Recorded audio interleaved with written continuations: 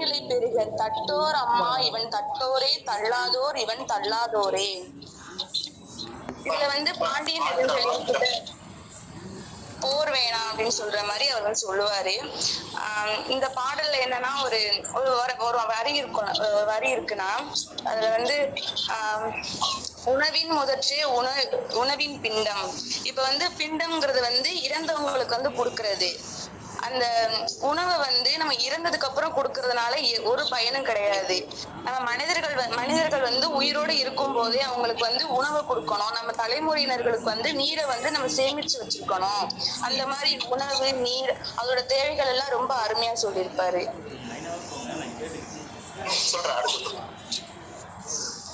அதான் நீரோட அருமை. அந்த நம்ம அடுத்த தலைமுறையினருக்கு நீரை நம்ம கடத்தி செல்லணும். அந்த மாதிரி அருமையா சொல்லியிருப்பாரு அந்த பாடல்ல. சிறப்பு சிறப்பு. வாழ்த்து. மனநமா இந்த பாட்டு? மனநம் தானா? எனக்கு பாடப்பகுதியா அந்த பாடல் இருக்கு. அப்படியா? வாழ்த்து. வாழ்க வாழ்க. சிறப்பு.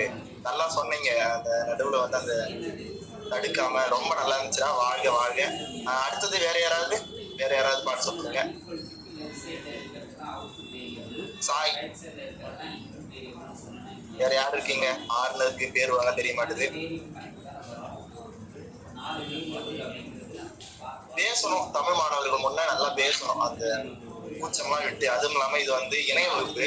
தமிழ் படிச்சா கண்டிப்பா உங்களுக்கு பேச தெரிஞ்சிருக்கணும். அப்பதான் தமிழ் தளத்துல இயங்க முடியும். ஒருவேளை உங்களுக்கு தயக்கம் அப்படிங்கிற எதனா இருந்தா அதெல்லாம் விட்டுட்டு பேசுங்க. ஒருவேளை மித்தவங்க இருக்கிறது ஒருவேளை தெரியல அப்படின்னா இதுக்கப்புறம் கத்துக்குவாங்க. ஏன் அப்படி சொல்றோம் அப்படின்னா, நீங்க தமிழ் படிக்கிறீங்க. தமிழ் படிச்சவங்களுக்கு குறைஞ்சபட்சம் அவங்க தோழர் சொன்னார்ல, எனக்கு 50 பாட்டு மனநம் அப்படின்னு. 50 பாட்டாச்சு மனநமா இருக்கணும். அதை விட அதிகமா இருந்தா மிக சிறப்பு. அப்பதான் நீங்க தமிழ்ல ஒரு அறிஞராக முடியும். ஒரு பக்தி இலக்கியம் படிக்கிறதுக்குலாம் ஆட்கள் இருக்கு. இப்ப நீங்க கம்மங்கழம் போனா அவன் சொல்லுவான், கம்மங்கழத்துல மேடையில இருக்கிறவங்க, இந்த மேடை ஏறவங்க, பேச்சாளர்கள் சொல்லுவாங்க 1000 பாட்டு மனப்பாடமா இருக்கும் அவங்களுக்கு. அந்த மாதிரிதான் செக்கிழார் ஆராய்ச்சி மையம். அதனால பக்தி இலக்கியத்தை பத்தின ஒரு கவலை இல்லை. ஆனா சங்க இலக்கியம் தான் கவலைக்கிடமா இருக்கு. தமிழ் படிக்கிறவங்களுக்கு அதிகமா ஒரு பாட்டு கூட தெரியாம இருக்கு. அந்த நிலை போகணும். நீங்க எல்லாம் நினைச்சு பார்த்துக்கோங்க, நமக்கு எத்தனை சங்க இலக்கிய பாட்டு தெரியும். நீங்க எந்த அளவுக்கு சங்க இலக்கிய பாட்டு தெரியுமோ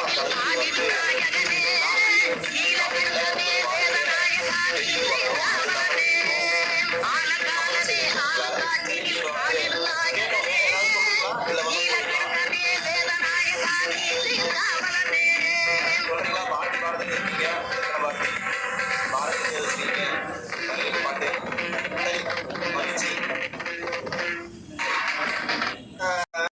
அளவுக்கு இலக்கியத்தை குறித்து ஒரு அறிமுகம் என்ன அப்படின்னா, உலக செம்மொழிகள்னு இருக்குல்ல, நம்ம தமிழ் மொழிக்கு பெருமை எது அப்படின்னு பார்த்தா அது சங்க இலக்கியத்தால வந்த பெருமை தான் முதன்மை.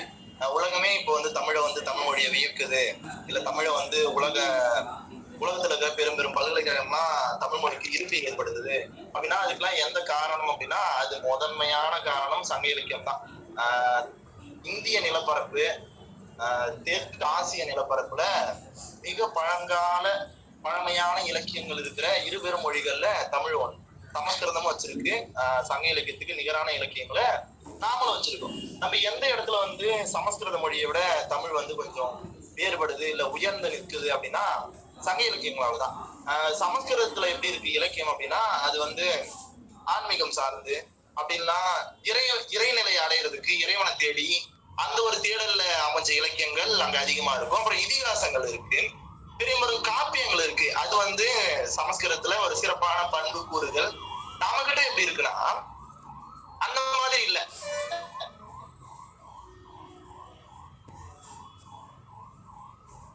தேடணும் அந்த மாதிரியான சிந்தனை இல்லாம ஒரு வாழ்வியல், இப்படிதான் மக்கள் இருந்தாங்க. இது இயற்கைக்குள்ள பூந்து இறைவனை பார்க்கறத விட இயற்கையே இறைவனா பார்த்த ஒரு சமூகம் ஒரு அறிவார்ந்த ஒரு சமூகம் தமிழ் சமூகம். அதை அவங்க பதிவு பண்ணியிருக்காங்க. அதுதான் தமிழ்ல இருக்கிற ஒரு சங்க இலக்கியத்துக்கே இருக்கிற ஒரு தனி பெரும் கூறு. அப்புறம் என்ன சொல்லுவாங்க அப்படின்னா, இன்னொரு இடத்துல எப்படி இது பண்ணுதுன்னா புனைவுகள் கிடையாது சங்க இலக்கியத்துல. நீங்க சங்க இலக்கியத்தை எடுத்து பார்த்துக்கிட்டோம்னா இதெல்லாம் ஒரு இடத்துல இது வந்து எனக்கு நம்ப முடியாத மாதிரி இருக்கு. இப்படி இருக்கு, இதுக்கு இது நடந்திருக்குமா, இது வாழ்க்கையில வாய்ப்பே இல்லை, இந்த மாதிரிலாம் நடந்தே இருக்காது அப்படிலாம் நீங்க ரொம்ப அரிது. எங்க பார்க்கலாம் அப்படின்னா பரிபாடல்ல பார்க்கலாம். இந்த மாதிரிலாம் நடந்திருக்க வாய்ப்பு இருக்காது சில இடங்கள்ல. இந்த இடங்கள் எல்லாமே இருக்கிறத அப்படியே சொல்லுவாங்க. ரொம்ப அழகா இருக்கும். இப்படி போயிட்டு பார்க்க முடியுமா, இயற்கை உள்ள இப்படி எல்லாம் இருக்குமா அப்படின்னு இருக்கும். அந்த மாதிரி இருக்கிறது தான் சங்க இலக்கிய பாட்டு. இதுதான் சங்க இலக்கியம்.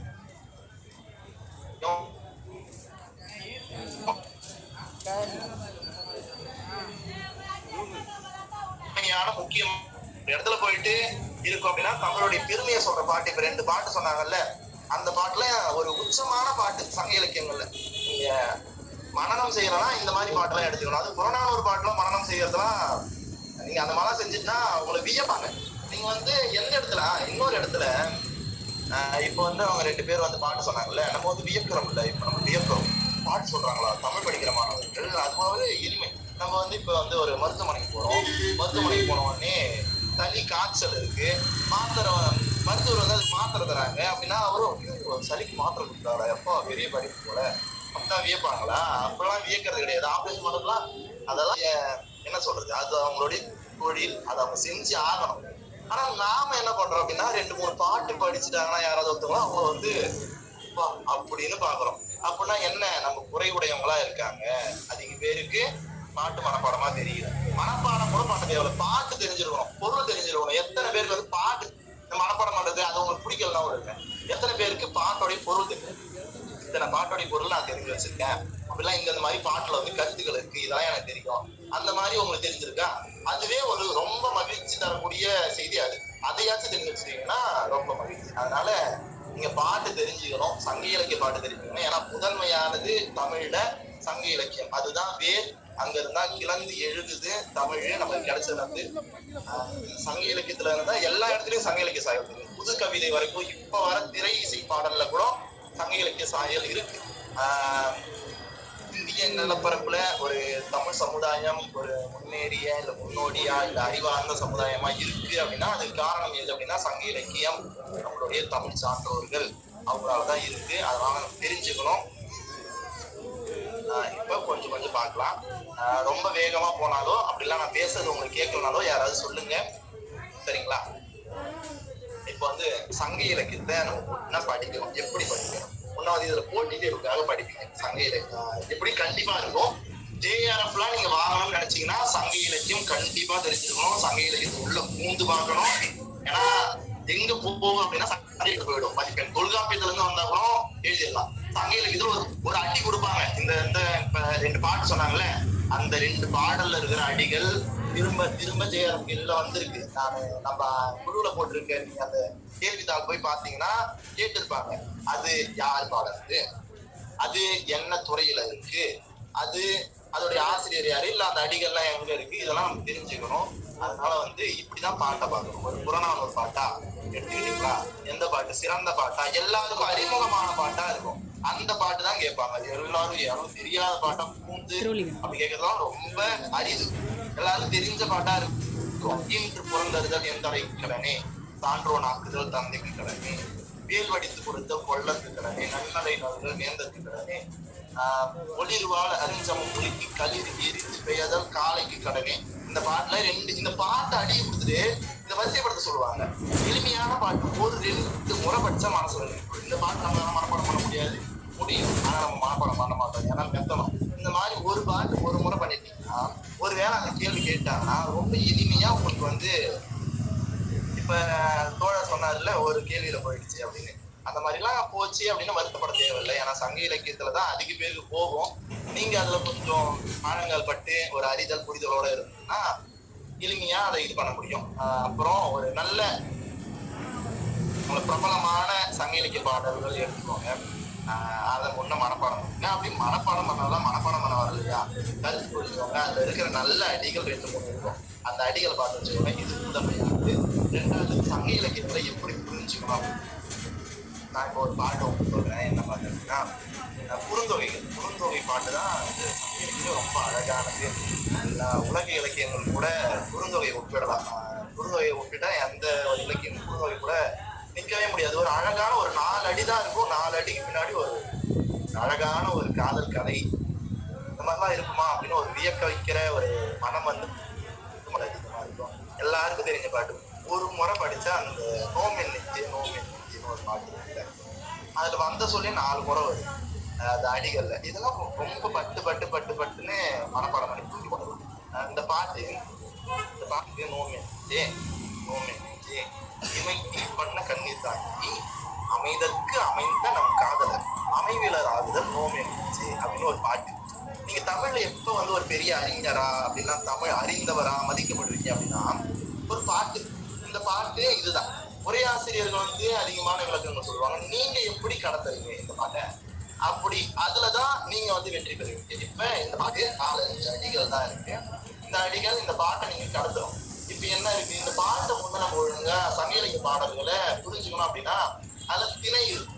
எந்த திணை இருக்கு, இந்த திணை என்ன திணை, இது குழப்பமான பாட்டு, இது நெய்தல் திணை இல்ல முடி திணை அப்படின்னு வந்து இருபெரும் மோதல்கள் அறிஞர்கள் உள்ள. இல்ல இது நெய்தல் தான் அப்படின்னு சில பேரும், இல்ல இது முல்லைதான் அப்படின்னு சில பேரும். இது யாரோட கூட்டுனா தலைவி கூட்டு. அந்த நெய்தல் முல்லை நான் அப்புறமா சொல்றேன். தலைவி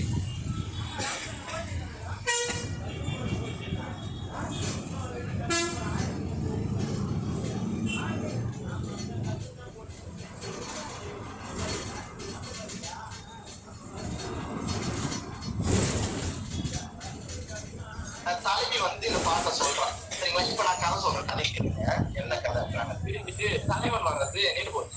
நின்று போறதுக்கு அப்புறம் தலைவிக்கு எப்படி இருக்கும், வருவான் நாளைக்கு வருவான் அப்படின்னு பாத்துட்டுனா. ஆனா தலைவனை வந்த பாடு கிடையாது. தலைவிக்கு என்ன அப்படின்னா ரொம்ப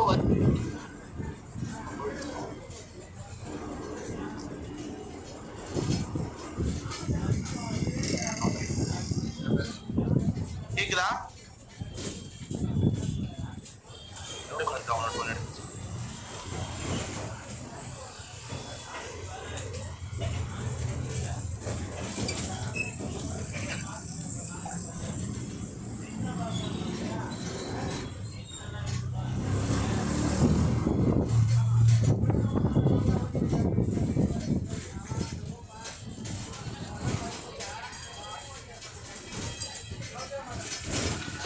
வணக்கம், கேக்குதா? பேசுறது கேக்குதா? யாராவது சொல்லுங்க, கேக்குதா பேசுறது? கேக்குது. சரி, என்னுடைய திறன் பேசி என்னமோ ஆயிடுச்சு. அதனால நான் இந்த வந்திருக்கேன். சரி, இப்ப என்னன்னா அந்த கதை. இப்ப என்னன்னா தலைவன் தலைவி காதலிக்கிறாங்க. காதலிச்சுட்டு தலைவன் வரான், வந்து சேர்றான். அதுக்கப்புறம் பிரிஞ்சிடறான். பிரிஞ்சதுக்கு அப்புறம் இப்ப தலைவிக்கு வருத்தம். தலைவி எங்க இருக்கா? அவருடைய வீட்டுல இருக்கா. வீட்டுல இருக்க பார்த்து எப்படி ஆட முடியும் தலைவன் நினைச்சு? அதனால ஆட முடியாது. அதுதான் வீட்டுல இருக்கிறவங்க தெரிஞ்சிடும். ஆனா தோழிக்கு தெரியும்ல காதலிக்கிறா அப்படின்னு. இப்ப தோழி வரா வீட்டுக்கு. தோழி வரா, தோழியை பாக்குறா தலைவி. தோழிக்கு தெரியும் தலைவியோட நிலை எப்படி இருக்கு அப்படின்னு. தலைவியை தனியா போட்டு சொல்றா என்ன அப்படின்னா, ஏன்டி இப்படி இருக்கு அப்படின்னு கேட்டோடனே நோமென் நெஞ்சே என்னுடைய நெஞ்சு நோக்குகிறது, அவருடைய நெஞ்சு வலிக்குதுரி. இன்னொரு முறை நோமென் நெஞ்சு அடுக்கு தொடர். ஏன்னா வலிந்து சொல்றாரு. அந்த அளவுக்கு ஒரு சொல்ல போதல. சங்க இலக்கியம் எடுத்துட்டு அப்புறம் அடுத்த போனா அடுத்த ஒரு சொல் வருதுன்னா அந்த சொல்லுக்கு ரொம்ப முக்கியத்துவம் இருக்கு. அதனாலதான் இன்னொரு சொல் போட்டிருக்காங்க. சங்க இலக்கியத்துல தேவையில்லாம ஒரு சொல் கூட பார்க்க முடியாது. நான் சொன்னல, புனைவுகள் இல்லாத இலக்கியம், அதிகமான வர்ணனைகள், இயற்கை வர்ணனைகள் இருக்கும், மிகைப்படுத்துறதுக்காது இயல்பா இருக்கும், அதே நேரத்துல அழகா. நோமென் நெஞ்சே நோமென் நெஞ்சே எதுக்கு என்னுடைய நெஞ்சு நோகுது தெரியுமா? வரல கூட இல்லை. அவன் நினைச்சு எனக்கு கண்ணீர் வருது. கண்ணீரை எல்லாரும் முன்னாடி விட முடியல. விட்டாச்சு மனசுல இருக்கிற கவலை போகல. அவன் என்ன பண்றான்னா கண்ணீரை விட முடியாம இமையிலே தேக்கி வச்சிருக்கான். அந்த கண்ணீர் சாதாரணமா தவிர பரவாயில்லையா, உள்ள அவனை பார்க்கல. அந்த ஒரு பிரிதல் தீ எரியுது. அதனால கொதிக்குதான் நெஞ்சு. கொதித்துல இருந்து நெஞ்சுல இருந்து கிளந்து வருது இல்ல அந்த கண்ணீர். அந்த கண்ணீரை இமையா தாங்கி முடியாது. இமை தீ பண்ண கண்ணீர் தான். கண்ணீர் வருதுல, சுட சுட வருது. அந்த இமையே தீஞ்சு போற மாதிரி. அந்த மாதிரி வர இமை தீ பண்ண கண்ணீர் தாங்கி நோமென் என்னுடைய நெஞ்சு வலிக்குது. ஏன் வலிக்குது? அமைதற்கு அமைந்த நம் காதலர். எப்பயுமே நான் உங்களுடைய இருப்பேன் அப்படின்னு சொல்லி சத்தியம் பண்ணால, இல்ல அந்த மாதிரி இருக்கிறதுக்காக நம்மள்ட்ட வந்து சேர்ந்தால. அவன் இப்ப எங்க போனான்னு தெரியல. அமைதற்கு அமைந்த நம் காதலர் அமைவிலர் ஆகுதல். அந்த மாதிரி அவர் இல்லாம போயிட்டாரு. அதனால நோமென் அப்படின்னு பாட்டு இருக்கு. ரொம்ப அழகான இது வந்து நீங்க ஒரு இடத்துல சொல்றீங்க அப்படின்னா ஒரு ஒரு அசத்துற ஒரு பாட்டு. நான் சொன்னதை விடவும் இந்த பாட்டை வந்து ஒரு 10 மடங்கு அழகா சிறப்பா சொல்லுவாங்க. அப்புறம் அந்த திணை பிரச்சனை சொன்னால இது வந்து நெய்தல் திணையா இல்ல வந்து இது வந்து முல்லை திணையா பிரச்சனை இருக்கு, இல்ல நெய்தலும் இருக்கு. நெய்தலா இருந்தா என்ன வந்து இது இருக்கும். சங்க இலக்கியத்தை நம்ம புரிஞ்சுக்கணும் அப்படின்னா முதல் பொருள் தெரிஞ்சிருக்கணும், கருப்பொருள் தெரிஞ்சிருக்கணும், பொறிப்பொருள் தெரிஞ்சிருக்கணும். இதுல என்னன்னா பொறிப்பொருள் மாறாது, கருப்பொருள் மயங்கும், முதல் பொருளும் சில இடங்கள்ல மயங்கும். இப்போ வந்து இதுல பொறிப்பொருள் என்ன, பிரிதல் நிமித்தம். ஆனா இங்க வந்து நெய்தல் திணை இருக்கு. நெய்தல் திணைக்கு என்ன பொறிப்பொருள், இரங்கல் நிமித்தம். தலைவி அழணும், அழதா அது வந்து இறங்கதா. இந்த அர்த்தம் வந்து தலைவி அழல, அவர் கண்ணுல தண்ணிக்கே இருக்கு, அதனால வந்து இது முல்லை திணை அப்படின்னு சொல்றாங்க. அது ஒரு பல்லுக்கு அப்படின்னு எல்லாரும் சொல்றாங்க. ஏன்னா இது நெய்தல் தான். என்ன அப்படின்னா இன்னொன்னு உங்களுக்கு சொல்றேன். சங்கீதம் இது வந்து கொஞ்சம் நீங்க இப்ப புரியலனாலும் அப்புறம் என்ன அப்படின்னா நம்ம வந்து ஒரு கருதுகோள் நமக்கு இருக்கும்ல. என்ன கருதுகோள்? குறிஞ்சிக்கு தலைவன் தலைவி யாரு, யாராவது சொல்லுங்க.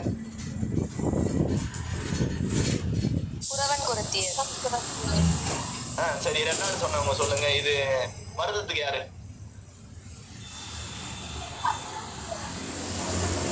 கேட்கலனா மறுபடி சொல்லு. சரியா?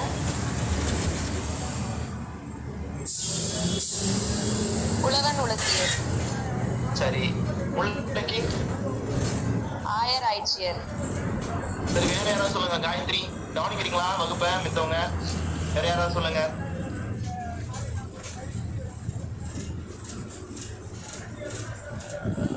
சொல்ல மாட்டீங்களா? நான் பல முறை சொல்றேன், தமிழ் மாணவர்கள் பேசணும், வாயை விட்டு பேசினாதான் நீங்க நாளைக்கு பேசுவீங்க. சரிங்களா? சரி, நான் சொல்றேன். நீங்க வந்து என்ன நமக்கு வந்து சொல்லி தரப்பட்டது அப்படின்னா நமக்கு எப்படி புரிஞ்சு வச்சிருக்கோம் அப்படின்னா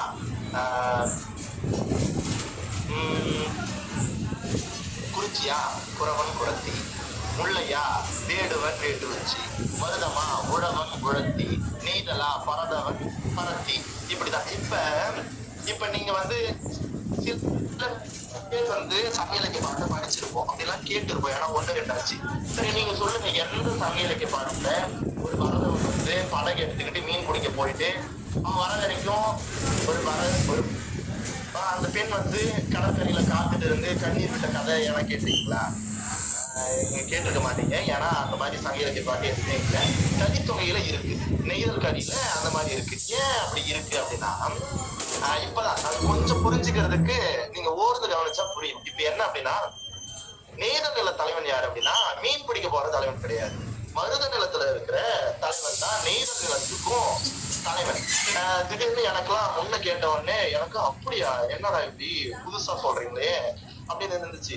அது புதுசு கிடையாது. அதாவது இத்தனை காலம் வந்து அது யாரும் பார்க்கல. நீங்க வந்து 500 நூல் படிப்பீங்க. 500 நூல், அதுக்கப்புறம் குருநானூர்ல ஒரு பாட்டு, என்ன பாட்டு இருக்கும் அப்படின்னா எனக்கு சரியா நினைவுல அதோட பொருள் என்ன சொல்றேன் பாருங்க. ஒரு தலைவன் தலைவியை பார்க்க வருவான். தோழி என்ன சொல்லுவா, போயிடுறா, இங்க வராத. அதை வர்ணிப்பா. இந்த நெய்தல் நிலம் எப்படின்னா அந்த முள்ளு வளர்ச்ச நிலம், இந்த முள்ளுல நீ என்ன பண்ற அப்படின்னா உனக்கு தேர் வருது. தேர் வந்து நீ கேட்கறது பொண்ணு, இந்த பொண்ணு யார் தெரியுமா? இவ வந்து ஒரு மரதவர் மகள், இது வந்து இங்க மீன்லாம் பிடிச்சிருக்காங்க, அவளுடைய மகள். ஆனா நீ யார் தெரியுமா? நீ வந்து மூதூர்ல இருக்கிற பெரும்படியனுடைய மகள். அதனால உங்க 2 பேருக்குள்ள ஒத்து வராது. அவனுடைய காதல் மகன் அதுவும், அதனால ஒத்து வராது, நீ போயிட்டு அப்படின்னு ஒரு இடத்துல ஒரு 10 வரும். அப்புறம் 500 ஒரு நீங்க எடுத்துப்பாரு, அதுல 50 அப்படின்னு ஒண்ணு கேட்ட பத்தி அதுக்கு என்ன இருக்கும் அப்படின்னா தலைவன் வருவான். தலைவனை யாரா வர்ணிச்சிருப்பாங்க? முழுக்க தலைவன் வந்து மருதநல தலைவன். இப்ப அதுதான் இரங்கல் இருக்குல்ல, மருதநல தலைவன் வந்துருவான், வந்து சேர்ந்துருவான். சேர்ந்துட்டு போனதுக்கு அப்புறம் நெய்தல் நில தலைவியை பார்க்க வரமாட்டான். இப்ப சிலப்பதிகாரம் இருக்குல்ல, உங்களுக்கு சில இடங்கள் புரியல அப்படின்னா நீங்க என்கிட்ட கேட்கலாம். நான் வந்து நம்மளுக்கு கொடுத்துருக்கிற நேரம் ரொம்ப குறைவானது. அந்த நேரத்துல உங்களுக்கு தகவல் சொல்லணும். அது இல்லாம உங்களுக்கு ஒரு பாட்டுக்கு ரொம்ப நேரம் புரிய வைக்கலாம், ஆனா அதிகமா தெரிஞ்சுக்கணும். சிலப்பதிகாரத்துல கதை யாரு தலைவன்? கோவலன் யாரு? ஒரு வணிகன். எங்க இருக்கான் அப்படின்னா மருத நிலத்துல. கண்ணகி யாரு? மருத நில தலைவி. மாதவி யாரு? மாதவி வன்னிக்கு பார்த்தீங்கன்னா மாதவி எங்க தெரியுவாங்க? காணல் வரி. எங்க போவாங்க? இந்த விழா. அந்த இடத்துல மாதவியை எப்படி உருவகப்படுத்திப்பாங்க அப்படின்னா ஒரு நெய்தல் நில தலைவியாவும், கண்ணகியை மருதநல தலைவியாகவும் கோவலனை மருதநல தலைவனாகவும் உருவகப்படுத்திருக்காங்க. இதுதான் சங்க இலக்கியத்தோட கான்செப்ட் சொல்லுவாங்க, கருதுகோள் இதுதான். இப்ப இந்த மாதிரியான ஆய்வுகள் புதுசு புதுசா சங்க இலக்கியத்துல இருந்து நான் சொல்ற ஆய்வு இப்ப சமீபத்துல கண்டுபிடிக்கப்பட்டது வந்தது. அது அறிஞர் உலகம் ஏற்றுக்கொள்ளப்படுது. இப்ப நான் அந்த 500 நூல் இருக்குல்ல, அது சொல்ற பாருங்க. அந்த 500 நூல் முழுக்க எப்படி வரும் அப்படின்னா, அன்னை வாழி வேண்டு அன்னை அப்படின்னு ஆரம்பிக்கும். பலர்மடி பொழுதில் நலமிக சாய் நகர் என வந்த இயல் தேர் செல்வ பொங்கல் செல்வனத்து அப்படின்னு தலைவிக்கு வந்து காதல் நோய் வந்துடும். அவன் வந்து என்ன பண்ணுவான், அவளுக்கு அவன் இப்ப என்ன, அவளோட இயல்பு மாறிடுச்சு. சாப்பிடுறது இல்லை, தூங்குறது இல்லை, எல்லாமே இருக்கு. இப்ப இப்படிதான் இருக்கா, இப்படி இருக்கான்னா நன்றாய்க்கு ரொம்ப வருத்தம், செவிலி தாய்க்கும் ரொம்ப வருத்தம். தோழி என்ன பண்றோம், செவிலி தாய்க்கு சொல்றான், கவலைப்படாத, நம்மளுடைய பொண்ணுடைய நோய் குணமாயிடும். எப்ப குணமாகும், இந்த நெய்தல் நில மண் இருக்குல்ல, இந்த மண்ணுல தேர் எப்ப ஓடி வருதோ, அந்த தேர்ல அந்த ஊர்ல இருக்கிறாள் அந்த செல்வன் அவன் எப்ப ஏறி வந்தாலும் அப்ப இவளுக்கான நோய் தீர்ந்துடும் அப்படின்னு சொல்லுவான். அந்த 10 பாட்டுலயும் இதுதான் செல்வனுக்கு ஊரே அந்த தேர் வர்றது, அங்க இருக்கிற அந்த ஞான கொடியெல்லாம் தேர் சக்கரம் சுத்திக்கிறது, இப்படி உருவகப்படுத்துவாங்க. நம்ம சங்க இலக்கிய புரிதல் அறிதல் இதுதான். நம்ம உங்களுக்கு வந்து இது ஆய்வுக்கான பார்வை. ஒரு சங்க இலக்கியம் இருக்கிறாங்களா இப்படி இருக்கா அப்படின்னு நீங்க இந்த மாதிரி இப்ப ஒரு ஆய்வு பண்ணாங்கல்ல, இந்த ஆய்வு பண்ணது என்னுடைய பேராசிரியர் வாணி அறிவாளர். அவங்கதான் அந்த முன்ன சிந்திக்கிறாங்க. சங்க இலக்கியத்துல தலைவன் சொல்றாங்களே, பரதவன் சொல்றாங்களே, பரத்தியர் சொல்றாங்களே, ஆனா எங்கேயுமே அப்படி வரலையே, அப்ப வந்து யாரா இருக்கலாம் அப்படின்னு சொல்றாங்க. அப்பதான் வந்து அவங்களுக்கு சிலப்பதிகாரம் வந்து உதவி பண்ணுது. இந்த மாதிரி வந்து இந்த மாதிரிதான் நம்ம வந்து சங்க இலக்கியத்தை கொஞ்சம் கொஞ்சம் புரிஞ்சுக்கணும். ஏன்னா சங்க இலக்கியத்துல அதிகமா புரியப்படாத அந்த பகுதிகள் அதிகமா இருக்கு, புரிஞ்சுக்கணும். அதுக்கு எது உதவும் அப்படின்னா திணை. நீங்க அந்த இதை கொடுத்துருக்காங்க. நான் சின்ன பிள்ளையா இருக்கு பார்த்து இளங்கலை படி பார்த்து எதுக்கு இந்த திணை, துறை, கூற்று இதெல்லாம் தேவையில்லாதது அப்படின்னு தோணும். ஆனா அது சரியா புரிஞ்சுக்கிறதுக்கு அதுதான் உதவும். உங்க எல்லாருக்கும் தெரியல அந்த ஒரு பாட்டு, நிலத்திலும் பெரிதே, யார் சொல்லுவீங்க? கேட்டுட்டு இருக்கீங்களா? யாராவது சொல்லுங்க. நீங்க சொன்னா எனக்கு மகிழ்ச்சியா இருக்கும். நிலத்தினும் பெரிதே வானினும் உயர்ந்தன்று நீரினும் ஆறளவின்றி சாரல் கருங்கூர் குறிஞ்சி பூக்கொண்டு பெருந்தேன் இழைக்கும் நாடனோடு நட்பே. சரி, மகிழ்ச்சி, வாழ்க, நன்றி சொன்னதுக்கு. சரி, இந்த பாட்டு இருக்குல்ல, இந்த பாட்டு உன்ன நமக்கு இந்த பாட்டு அப்படி எளிமையா புரிய வச்சிருது. ஒரு காதலி சொல்றான், எனக்கு இது வந்து என் காதலன் சொல்லிடக்கூடாதா அப்படின்னா, அந்த நாடனோட நட்பே அப்படின்னு வந்துருச்சு. அதனால உள்ளே வந்து ஒரு காதலி சொல்லியிருக்கா, எல்லாத்தையும் சொல்லிட்டா. ஆனா வந்து இதை விடவும் சிறப்பா இதை எது புரிய வைக்கும் அப்படின்னா, கூற்று விளக்கம் புரிய வைக்கும். எப்படி கூற்று விளக்கம் புரிய வைக்கும் அப்படின்னா, ரொம்ப அழகானது. எல்லாருக்கும் தெரிஞ்சதா கூட இருக்கட்டும், மறுபடியும் சொல்றேன், யாராவது சில பேருக்கு தெரியாம இருந்திருக்கும், அவங்க கேட்டுக்கோங்க. ஒரு காதல், சரிங்களா? குறிஞ்சியில குறிஞ்சி திணையில இந்த குறிஞ்சி திணைக்கான பாட்டு. திணை குறிஞ்சி உரிப்பொருளான புனதலும் நிமித்தமும். எப்படி இந்த பாட்டை வந்து நம்ம முழுசா புரிஞ்சுக்க முடியும் அப்படின்னா, இந்த பாட்டை ஏன் இந்த பாட்டு சொல்ற சூழ்நிலை எப்படி ஏற்படுது அப்படின்னா, தலைவனும் தலைவியும் காதலிக்கிறாங்க. எப்பயும் போல காதலிக்கிறாங்க. தலைவன் வந்து மறைவை வந்து கடத்தி போட்டுட்டே இருக்கான், திருமணம் பண்ணிக்கவே மாட்டான்.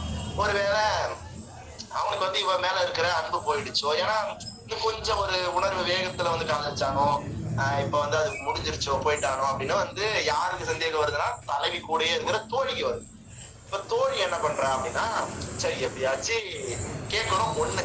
அப்படி என்ன அப்படின்னா, தலைவனால தலைவியை பார்க்காம இருக்க முடியாது, இரவு நேரத்துல தான் வருவான். இப்ப என்ன பண்றான் அப்படின்னா, தலைவன் தலைவியை பார்க்க வரான்.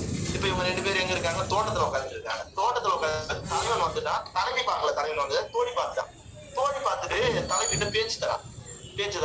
எப்படி தருவா அப்படின்னா, நம்மளுடைய கற்பனை தான். என்னடி இவனுடைய ஆள் என்ன, உன்னை விட்டான் போல, உன்னை பாக்குறது எவ்வளவு நாளுக்கு முன்னாடி வந்தான், இப்ப வரதே இல்லை, அவன் வேற ஆளு எவனா பார்த்துட்டானா, இந்த மாதிரி பேசியிருப்பாங்க வச்சுக்கோங்க.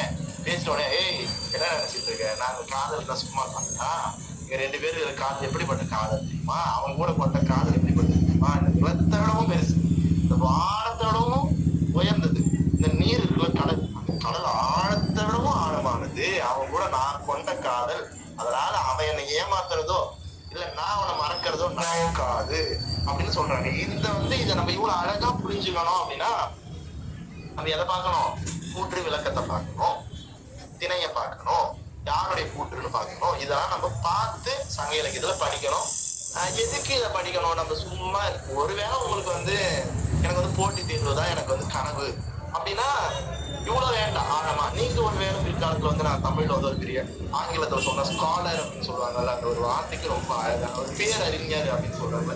அந்த மாதிரி நீங்க ஆகணும் அப்படின்னு விருப்பப்பட்டா அப்படிலாம் ஜெயரப்பா ஆகணும், நான் பேராசிரியர் ஆகணும், நான் வந்து ஒரு என்னால தமிழ் மொழிக்கு ஆக்கப்படணும், நான் வந்து மதிக்கப்படணும், தமிழ் அதாவது இதெல்லாம் இருக்கிற மறுபடியும் சொல்ற தமிழ் மாணவர்கள் தமிழ் மாணவர்கள் வந்து பெரிய அறிவார்ந்தவர்களா இருக்கணும் அப்படின்னா நான் படித்ததை விடவும் பிற துறை மாணவர்கள் ரொம்ப நல்லா படிக்கிறாங்க. நம்மளை விடவும் அவங்களுக்கு அதிகமா தெரிஞ்சிருக்கு. அவங்க காட்டிலும் நம்ம வந்து ஒரு இடத்துல வந்து உயர்ந்து நிக்கிறோம்னா நமக்கு கை கொடுக்குறது சமய இலக்கியம், இலக்கணம், இது 2 தான். நம்ம பக்தி இலக்கியம் போயிட்டு போனா ஒரு பிசிக்ஸ் படிக்கிறவன் நம்மளை விடவும் நல்லா பக்தி இலக்கியம் படிச்சிருக்கான், அது தெரிஞ்சிருக்கு, அவன் பேசுறான், அவன் கூட நம்ம போட்டி போடுறோம் அப்படின்னா நமக்கு வந்து இதுல ஆழங்கள் பட்டு இருக்கணும். பக்தி இலக்கியத்தை சமய இலக்கியத்தை வச்சு ரொம்ப அழகா முடிச்சுக்கலாம், தொல்காப்பியத்தை வச்சு ரொம்ப அழகா முடிச்சுக்கலாம். என்ன அப்படின்னா பேச்சாளர்கள் இருப்பீங்க, நீங்க ஏற்றிக்குவாங்க, நீங்க புரிஞ்சுக்குவாங்க. என்ன அப்படின்னா பக்தி இலக்கியம் பேசுவாங்க, காரைக்காலம் இருக்கும் எல்லாரும் ஏறனாலே ஒரு ரொம்ப எளிமையா பேச முடியக்கூடிய ஒரு புராணம் அப்படிலாம் எல்லாரும் பேசி பேசி பேசி பேசி சலிச்சு போனதான் சொல்லக்கூடாது, அது ரொம்ப அழகான புராணம். பேசி பேசி அதிகமான ஒளி வங்கி போனேன் அப்படிலாம் எளிமையா பேசக்கூடியது அப்படின்னு எல்லாரும் நினைச்சிட்டு இருக்க ஒரு புராணம் அந்த கதைன்னு வச்சுக்கோங்க. அந்த இடம் அது வந்து எத்த துறை மாணவர்கள் பார்க்கிற பார்வை வேறையா இருக்கும், தமிழ் மாணவர்கள் வேறையா பார்ப்போம். தமிழ் மாணவர்கள் எப்ப பார்ப்போம் அப்படின்னா நமக்கு வந்து தொல்காப்பியத்தில் நம்ம ஆழங்கால் பட்டிருக்கோம், நம்ம சங்க இலக்கியத்துல ஆழங்கால் பட்டிருக்கோம் அப்படின்னா நம்ம அது வேற மாதிரி பார்ப்போம். இப்ப நான் பார்த்த ஒரு விருத்தம் அப்படின்னு சொல்றேன், நான் பார்க்கறதுல ஒரு பொதுவா வந்து தமிழ் அறிஞர்கள் தமிழ் பேராசிரியர் பார்த்த பார்வை பாருங்க. என்ன அப்படின்னா காரைக்கால் அம்மையாருடைய கதை எல்லாரும் தெரியும், மொத்தம் 60 பாட்டும் என்னமோ இருக்கு அம்மையாருடைய புராணத்துல. கதை நடந்துட்டே வரும், 4 சீர் விருத்தமா இருக்கும், கதை முழுக்க 4 சீர் விருத்தமா இருக்கும். 4 சீர்ல ஒரு அடி, 4 ஒரு பாட்டுல 4 அடி இருக்கும், ஒரு அடிக்கு 4 சீர் இருக்கும். இந்த மாதிரி இந்த புராணம் தொடங்கி நடந்துகிட்டே இருக்கும். அழகழகான பாட்டு, ரொம்ப அழகா இருக்கும். ஒரு இடத்துல வந்து அந்த மாம்பழம் கதை இருக்குல்ல, மாம்பழத்தை வைக்கிறாங்க, இந்த மாம்பழம் எப்படி அதை விட சுவையா இருக்கு, அப்புறம் இவங்க என்ன சொல்றாங்க, இறைவன் கொடுத்தது அப்படின்னு சொல்றாங்க. இறைவன் கொடுத்ததா அப்ப என்ன இன்னொரு வாங்கி காட்டு அப்படின்னு சொன்ன உடனே போய் அம்மா வந்து அம்மையார் என்ன பண்றாங்க, இறைவன்கிட்ட கேட்கிறாங்க. இறைவன் கேட்ட உடனே இறைவன் என்ன பண்றான், ஒரு மாம்பழத்தை தந்த உடனே அந்த இடத்துல வந்து யாப்பு உடஞ்சி அப்படியே மாறும். 4 சீரா இருந்தது, 6 சீரா பாட்டு மாறும். பாட்டு மாற பார்த்து இதுதான் சேக்கிழாருடைய உண்மையான பார்வை. இப்ப காரைக்கால் அம்மையார் எதுவா மாறினாங்க, ஒரு இயல்பா மனித பிறவியில இருந்து அவங்க வந்து தெய்வமா நினைக்கப்படுற அந்த இடத்துக்கு அவங்க மாறினாங்க. அத வந்து எப்படி பாட்டு மட்டும் இல்லாம அந்த வடிவத்திலையும் காட்டுறாரு. இது யாரால பார்க்க முடியும் அப்படின்னா தமிழ் மாணவர்களால தான் பார்க்கணும். நீங்க படிச்சு நீங்க எப்ப வந்து சமய சொற்பொழிவு ஆட்டுறீங்களோ, அது கூட சேர்ந்து இலக்கிய சொற்பொழிவு ஆட்டுறீங்களோ, அப்ப இந்த மாதிரி இருக்கிற அந்த பாருங்க, நானு நினைச்சு வியந்த சீக்கிரம் எப்படிப்பட்ட அறிவு பாருங்களேன், எப்படி வடிவம் வந்துகிட்டே இருக்கு. மாம்பழம் வாங்கின உடனே வடிவத்தை மாத்துறாரு. அந்த பார்வை வந்து இது வரைக்கும் யாரும் பார்க்கல, யாருக்கன்னு இத்தனை நாள் படலையா, எத்தனை பேர் பேசியிருப்பாங்க காரைக்கால் அம்மையாருடைய புராணத்தை, எத்தனை பேர் பேசியிருப்பாங்க. அவங்களுக்கு எல்லாம் தெரியாது. எப்ப நமக்கு தெரியும் அப்படின்னா நமக்கு தெரியும். அதனாலதான் தமிழ் மாணவர்கள் தமிழ் பேச வரணும், தமிழ் படிக்க வரணும். நீங்க வந்தாதான் தமிழ் வளர்ச்சி சிறப்பா இருக்கும். சரி, இப்ப நம்ம மறுபடியும் சங்க இலக்கியத்துக்கு போவோம். இப்படியே இந்த மாதிரி பாடல்கள்லாம் நடந்து வருது. சரி, சில கதைகள்லாம் உங்களுக்கு சொல்லலாம். என்ன கதைகள் அப்படின்னா, நம்ம ரொம்ப எளிமையா நினைச்சிடறோம் சங்க இலக்கியத்தை, தொல்காப்பியத்தை. நம்ம கைக்கு இதெல்லாம் வந்துருச்சு இல்ல, அதுக்காக எத்தனை பேர் நம்ம எவ்வளவு கஷ்டப்பட்டாங்க தெரியுமா, ரொம்ப கொடுமைப்பட்டு துன்பப்பட்டு துயரப்பட்டு. நீங்க வந்து நமக்கு தமிழ் மாணவர்களுக்கு இருக்கிற ஒரு பெரிய நோய், தமிழ் மாணவர்கள் பொதுவா பெரிய நோய் என்ன அப்படின்னா சான்றோர்கள் மேல குறை சொல்றது நமக்கு இருக்கிற பெரிய நோய். ஊவேசா இருக்காரா, என்னையா அவர் ஊவேசா பதிப்பிச்சாரு, அவர் பதிப்பிய பார்த்து எவ்வளவு தப்பு பண்ணிட்டாரு அப்படின்னு. வேற ஒரு காந்தியா, எனக்கு காந்தியை பிடிக்கவே பிடிக்காது, பகத்சிங் அவ்வளவு அதனால உதவல, அதனால அவர் எனக்கு பிடிக்காது அப்படின்னு. என்ன அப்படின்னா நமக்கு வந்து ஒழுங்கா எதனா ஒண்ணு நம்ம படிச்சோம்னா நமக்கு வந்து அப்படி பார்வை மாறும். உண்மையா வந்து அந்த சான்றோர்கள் குறை செஞ்சிருக்கலாம், மனித வாழ்க்கை இல்ல மனித பிறவி அது வந்து குறையுடையது, குறைப்பட்டது. ஆனா அவங்க செஞ்ச அந்த பெரும் பணி இருக்குல்ல, அதை நாம தெரிஞ்சுக்கணும், கண்டிப்பா தெரிஞ்சுக்கணும். அவங்க வந்து நம்ம கேட்டு மாறோம்ல, தப்பு. அவங்க படிச்சுதானே மாறினாங்க, நீங்க படிச்சுதானே நாமளும் மாறணும். நம்ம படிச்சா நம்ம வேற ஒண்ணு பார்ப்போம், அவங்க பார்க்காத ஒண்ணு பார்ப்போம். அதனால வந்து நாம வந்து தமிழ் மாணவர்கள் நாம குறிப்பேடு கையில வச்சிருந்தா இப்ப குறிப்பு எடுத்துக்கோங்க. உலக அறிஞர், உலக பேரறிஞர் யாரு அப்படின்னா தமிழ்நாட்டுல பிறந்த ஈ.கே. ராமானுஜம்னு ஒருத்தர். அவர் யார் அப்படின்னா, அவருக்குலாம் நம்ம தமிழ் படிக்கிறவங்க அப்படிலாம் தமிழரா பிறந்தவங்க நன்றி கடன் பட்டிருக்காங்க. அவர் யார் அப்படின்னா, அவருதான் என்ன பண்ணாரு அப்படின்னா, சங்க இலக்கியங்களை ஆங்கிலத்துல மொழிபெயர்த்தாரு. அதுக்கு முன்னாடியும் ஆங்கில மொழிபெயர்ப்பு சங்க இலக்கியத்துக்கு வந்திருக்கு. ஆனா என்ன அப்படின்னா, அவருதான் இப்ப இருக்கு கரண்ட்னு சொல்லுவாங்கல்ல, இப்ப இருக்கிற ஆங்கிலத்துல மொழிபெயர்த்தாரு. அழகா மொழிபெயர்க்கிறாரு. எப்படின்னா, லவ் அண்ட் வார், காதல் மற்றும் வீரம் அப்படின்ற தலைப்புல அழகான மொத்தத்தையும் அப்படியே மொழிபெயர்க்கிறாரு. அப்படியே தேர்ந்தெடுக்கிறாரு. பாட்டு சிறப்பா இருக்கிற பாட்டு அப்படியே எடுக்கிறாரு, மொழிபெயர்க்கிறாரு, மொழிபெயர்க்கிறாரு. அந்த மாதிரி அவர் மொழிபெயர்த்ததாலதான் இப்ப தமிழை உலகமே தூக்கி கொண்டாடுது. தமிழ் இருக்கைகள் உலகத்துல தோன்றுது. நீங்க என்ன நினைச்சிட்டு இருக்கீங்கன்னு தெரியல, சில புரிதல் இருக்கும் நமக்கு. இன்னும் கொஞ்ச காலத்துல தமிழ் படிக்கிறதுக்கு உலக அளவுல விருப்பம் அதிகமா காட்டப்படும். அந்த மாதிரிதான் இப்ப சமஸ்கிருத மொழி இருக்குல்ல, சமஸ்கிருதத்துக்கு ஆங்கிலேயர்கள் வந்ததுக்கு அப்புறம் அதுக்கு அதிகமான ஈடுபாடு காட்டினாங்க. சமஸ்கிருதம் இப்படிப்பட்ட ஒரு மொழி இருக்கா, இதுல இவ்வளவு இலக்கியங்கள் இருக்கா, இப்படி இருக்கா, அதனால நம்ம அதை படிக்கிறோம், ஆய்வு பண்ணலாம் அப்படின்னு அதிக பேர் ஆய்வு பண்ணாங்க. இப்பதான் நமக்கும் தமிழ்ல இருக்கிறது அதிகமா கிடைச்சிட்டு இருக்கு. இப்ப இரும்போடைய காலம் வேற கண்டுபிடிச்சிருக்காங்க. அதனால வரும் காலத்துல தமிழ் படிக்கிறதுக்கு உலக நாடுகள் முழுக்க இருக்கிற அறிஞர்கள் ஆர்வம் காட்டுவாங்க. அப்ப யாருக்கு தேவை அதிகமா இருக்கும், யாருடைய தேவை அதிகமா இருக்கும் அப்படின்னா, தமிழ் படிச்சவங்களுடைய தேவை அதிகமா இருக்கும். அதனால ஒழுங்கா நம்ம தமிழ் படிச்சா நமக்கான பின்னாடி இருக்கிற வாழ்க்கை அது ஒளிமிங்கதான் இருக்கும். இப்ப அந்த ஈ.கே. ராமானுஜத்துக்கு வர அவர் என்ன பண்றாரு, மொழிபெயர்த்து அவருக்கு பெரிய வரவேற்பு. இப்ப அவரு தமிழ்நாட்டுல இல்ல, அவர் உலக நாடுகள்ல இருக்காரு, வேற ஒரு வெளிநாட்டுல இருக்காரு. அவரு ஒரு முறை வெளியே பேட்டி தராரு. என்ன தராரு அப்படின்னா, தமிழர்களா பிறந்தவங்க, உலக தமிழர்கள் தன்னுடைய நெஞ்சில சிவப்பெழுத்துகளால ஒரு நாளை பதிவு வச்சுக்கணும் அப்படின்னு. அது என்ன சிவப்பு எழுத்து, வரலாற்றுல பொன் எழுத்தால் பொறிக்கப்பட வேண்டியது அப்படின்னு சொல்லுவாங்க, இல்ல வைர எழுத்துக்களால் பொறிக்கப்பட வேண்டியது அப்படின்னு சொல்லுவாங்க. சிவப்பு எழுத்துனா என்ன, யாருக்குன்னா தெரியுமா? தெரிஞ்சவங்க சொல்லுங்க. தெரியல, சொல்லுங்க. சரி, ஆனா கேக்குதா? நான் பேசுறது கேக்குதா? சரி, மகிழ்ச்சி. இப்ப சிவப்பு எழுத்து அப்படின்னா, நீங்க என்ன பண்றீங்க, உங்க வீட்டுல ஒரு நாள் காட்டி இருக்குமா, அதுல பாருங்க சிவப்பு எழுத்தால இருக்குமா. சில தினங்கள்லாம் சுதந்திர தினம்னா 26, குடியரசு தினம் 26, அது சிவப்பு எழுத்துல இருக்கும். ஞாயிறுனா அது சிவப்பு எழுத்துல இருக்கும். ஏன்னா நமக்கு பண்டிகைனா விடுமுறைன்னா அதெல்லாம் சிவப்பு எழுத்தால பொறிக்கப்பட்டிருக்கும். சிவப்பு எழுத்துதான் உண்மையாவே ஒரு சிம்மாந்தி எழுத்து. நம்ம சொல்றோம்ல, பொன் எழுத்தால் பொறிக்கப்பட வேண்டியது அப்படின்னு. பொன் எழுத்தாலாம் யாரும் பொறிக்கப்பட்டிருப்பாங்க, பொறிக்கப்பட்டிருக்க மாட்டாங்க. சிவப்பு எழுத்து இருக்கும் நாற்காட்டில எல்லாமே. அப்படியே தன்னுடைய நெஞ்சில ஒரே ஒரு நாள் மட்டும் தமிழர்களா இருந்தா, தமிழர்களா இருந்தாலே அவங்க பொதிக்கப்பட வேண்டிய. அப்ப தமிழ் படிக்கிற மாணவர்கள் அது எப்படி பசுபரத்து ஆணி மாதிரி நெஞ்சில பச்சுக்கணும். இப்ப சொல்ற குறிப்பு எடுத்துக்கோங்க எல்லாரும். கண்டிப்பா இந்த நினைவு இருந்துகிட்டே இருக்கும். அந்த நாள் என்ன அப்படின்னா, 21/10/1888.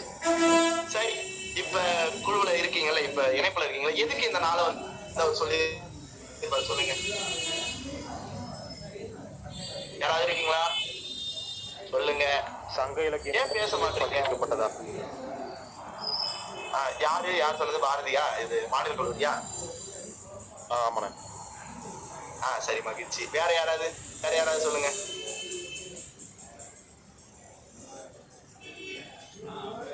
சரி, எதுக்கு இன்னும் இப்போ ஒரு நாள் சொன்னோம்ல, தேதி என்ன, மறுபடியும் தேதி சொல்றேன். 21/10/1888.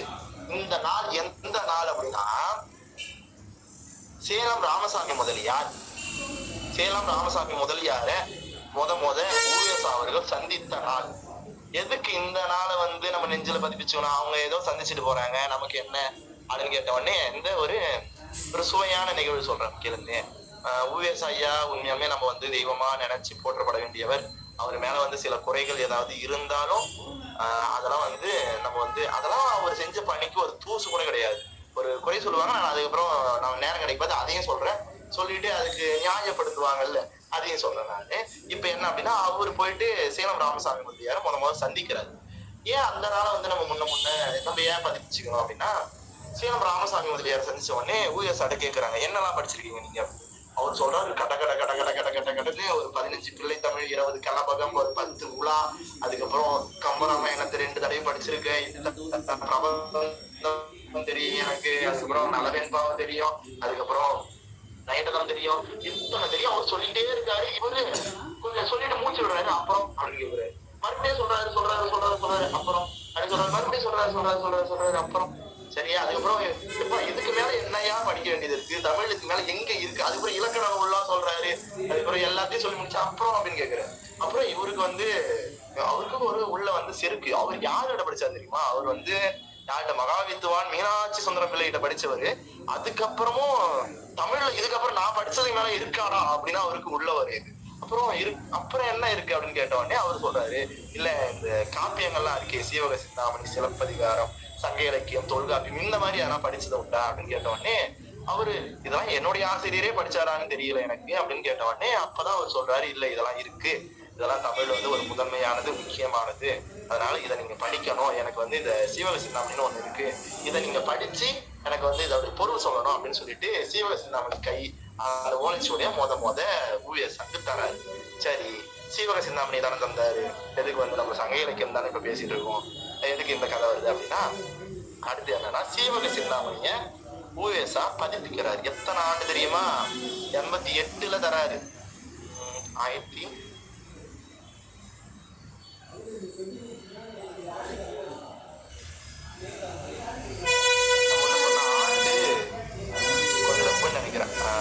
ஆண்டு மட்டும் நம்ம மறுபடியும் பார்த்துட்டு சொல்றேன். எப்ப பதிப்பிப்பாரு ஐயா அப்படின்னா 1887ல சீவக சிந்தாமணியை பதிப்பிப்பாரு. 7 ஆண்டுனா 1880. என்னடா 1887 சீவக சிந்தாமணி பதிப்பாரு. அப்ப அந்த நெஞ்சில பதிப்பிக்க வேண்டிய ஆண்டு சொன்னால அது 1888ன்னு சொல்லிட்டு 1880 21/10/1880 அப்ப சந்திக்கிறாரு. 7 ஆண்டுகள் அவரு அந்த நூலை வந்து பதிப்பிக்க அத்தனை ஆய்வு, அத்தனை சிரமம், அதெல்லாம் படிச்சு பாருங்க. அதெல்லாம் பேசணும்னா நான் ஊழியர்ஸை பத்தி ஒரு நல்ல ஒரு நம்மள்ட்ட முனைவப்பட்ட ஆய்வாளர் இருக்காரு, அவர் பேசுவாரு. நான் வந்து இப்ப இது மட்டும் சொல்றேன். அவர் என்ன பண்றாரு, 7 ஆண்டு சீவக சிந்தாமணி பதிப்பிக்க பார்த்தா அவர் என்ன பண்றாரு அப்படின்னா, சீவக சிந்தாமணி பதிப்பு யாருடைய உரை? நச்சினார்க்கினியருடைய உரை. நச்சினார்க்கினியர் எதுக்கெல்லாம் உரை எழுதியிருக்காரு? அதாவது தெரிஞ்சவங்க சொல்லுங்க. ஜேஆர்எஃப் எல்லாம் முயற்சி பண்றவங்க இருக்கீங்க, நீங்க பேசணும். தமிழ் படிச்சா கண்டிப்பா பேசணும்.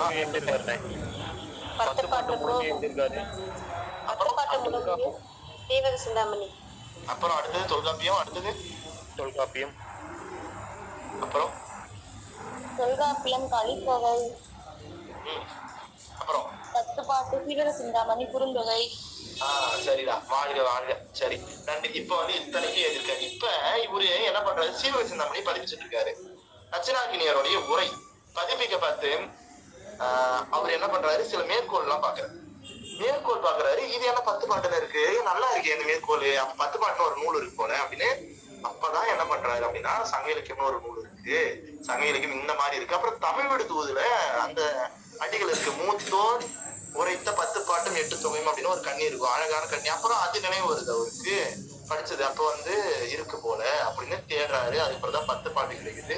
அது பதிப்பிச்ச அந்த சிறப்பாலே அவர் என்ன பண்றாரு, எவ்வளவு நூலை பதிப்பிக்கிறாரு, பரிபாடலை பதிப்பிக்கிறாரு, 10 பதிப்பிக்கிறாரு, 500 பதிப்பிக்கிறாரு, புறநானூறு பதிப்பிக்கிறாரு, இத்தனையும் பதிப்பிக்கிறாரு, குறுந்தொகையை பதிப்பிக்கிறாரு, இத்தனையும் பதிப்பிக்கிறாரு. சரி, இத்தனையும் பதிப்பிச்சாரு. இதனால அவர் வந்து நம்ம என்ன பண்ணணும், நம்ம வந்து தெய்வமா பண்ணணுமா இல்ல மதிக்கணுமா அப்படின்னா, இது ஏன் அவர் செய்யலாம் வந்து இன்னொருத்தவர் செஞ்சிருக்க போறா? ஏன் அந்த காலத்திலே இருக்காரு, சிவிதா அவர் பண்ணிருக்க போறாரு, அதுக்காக இது பதிப்பிச்சதுக்காக நீங்க வந்து அவரை வந்து மதிக்க சொல்லலாமா அப்படின்னு கேட்டீங்கன்னா, அது என்ன சொல்றது அப்படின்னா, அவரு காலத்திலேயே அவரு சின்ன பிள்ளையா இருக்கிறது, அவரு என் சரித்திரம் படிங்க. நான் படிச்சிருக்கேன், நீங்களும் கண்டிப்பா படிக்கணும். என் சரித்திரத்தை படிச்சா என்ன சொல்றது, ஒரு ஒரு வாழ்க்கை நிறைவு, மன நிறைவு, நமக்கு நாம எப்படி வாழணும் அப்படின்னு நம்மளுடைய முன்னோர்கள் சொல்லி கொடுத்து போன அது ஒரு கருவூலம் என் சரித்திரம். நீங்க படிக்கணும் கண்டிப்பா. தமிழ் மாணவர்கள் என் சரித்திரத்தை படிச்சே ஆகணும்.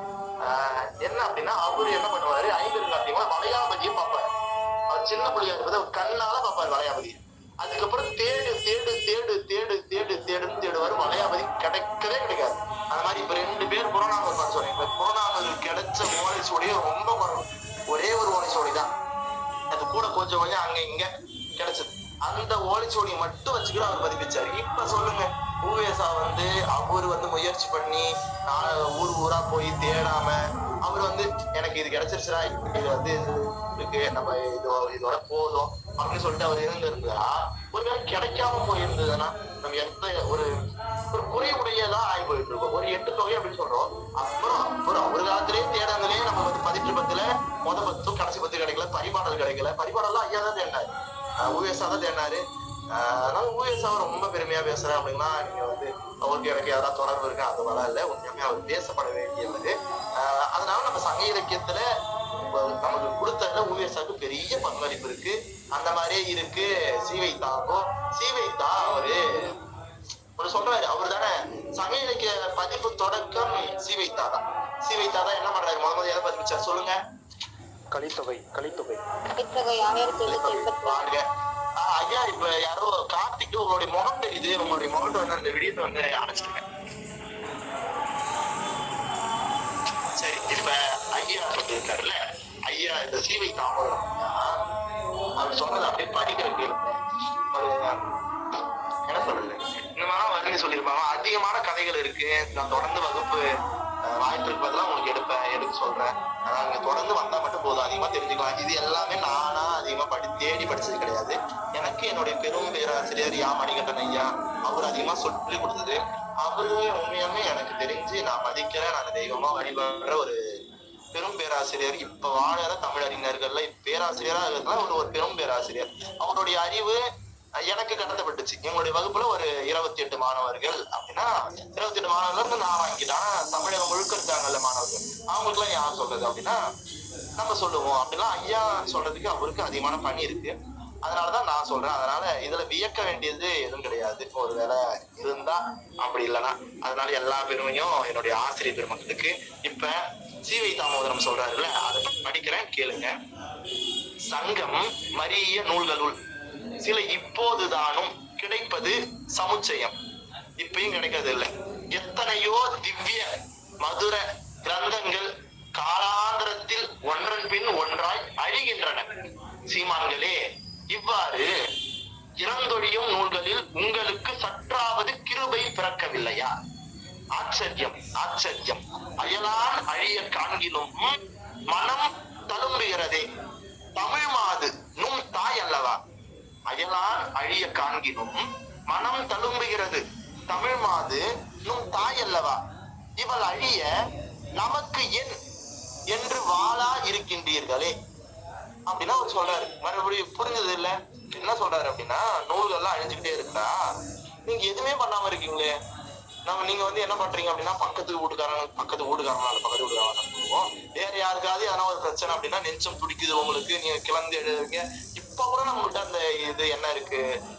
இப்ப வந்து நமக்கு வந்து உக்ரைன் போர் நடந்தா நம்ம வந்து குரல் கொடுப்போம், காசா போர் நடந்தா நமக்கு குரல் கொடுப்போம், எல்லா இடத்துக்கும் நமக்கு குரல் கொடுப்போம். ஆனா வந்து இலங்கையில நடந்தா அப்படின்னா அதிகமா குரல் கொடுக்கறது இல்ல. அது தப்புன்னு சொல்லல, இது தப்பு இது சரின்னு சொல்லல. நம்ம என்ன அப்படின்னா, நமக்கு வந்து மித்தவங்க அழிஞ்சா நம்மளால பொறுத்துக்க முடியாது. ஆனா நாம அழிஞ்சா நம்ம வந்து அப்படியே அது எளிமையா கடந்து போறோம். சார், மனிதர்கள் அழிஞ்சா கூட பரவாயில்ல. ஒரு முறை ஒரு நூல் போயிடுச்சுன்னா அப்படின்னா அது திரும்ப கிடைக்கிறது எவ்வளவு கஷ்டம்.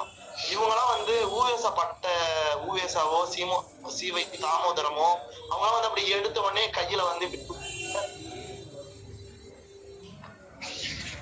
கொடுத்துடல, கிடைக்கல. அதெல்லாம் தேடி தொகுத்து கண் பார்வை மங்க அவங்கெல்லாம் படிச்சு நமக்கு கொடுத்துருக்காங்க. கொடுத்ததை நாம படிக்கணும். இப்ப நடுவில் ஒன்று சொல்ல நினைச்சேன், ஆய்வு வந்துருச்சு. என்ன அப்படின்னா, இந்த சங்க இலக்கியம் என்ன அப்படின்னா, உங்களுக்கு யாருக்கு வந்து விவேக சிந்தாமணின்னு ஒரு நூல் இருக்கிறது தெரியும் சொல்லுங்க?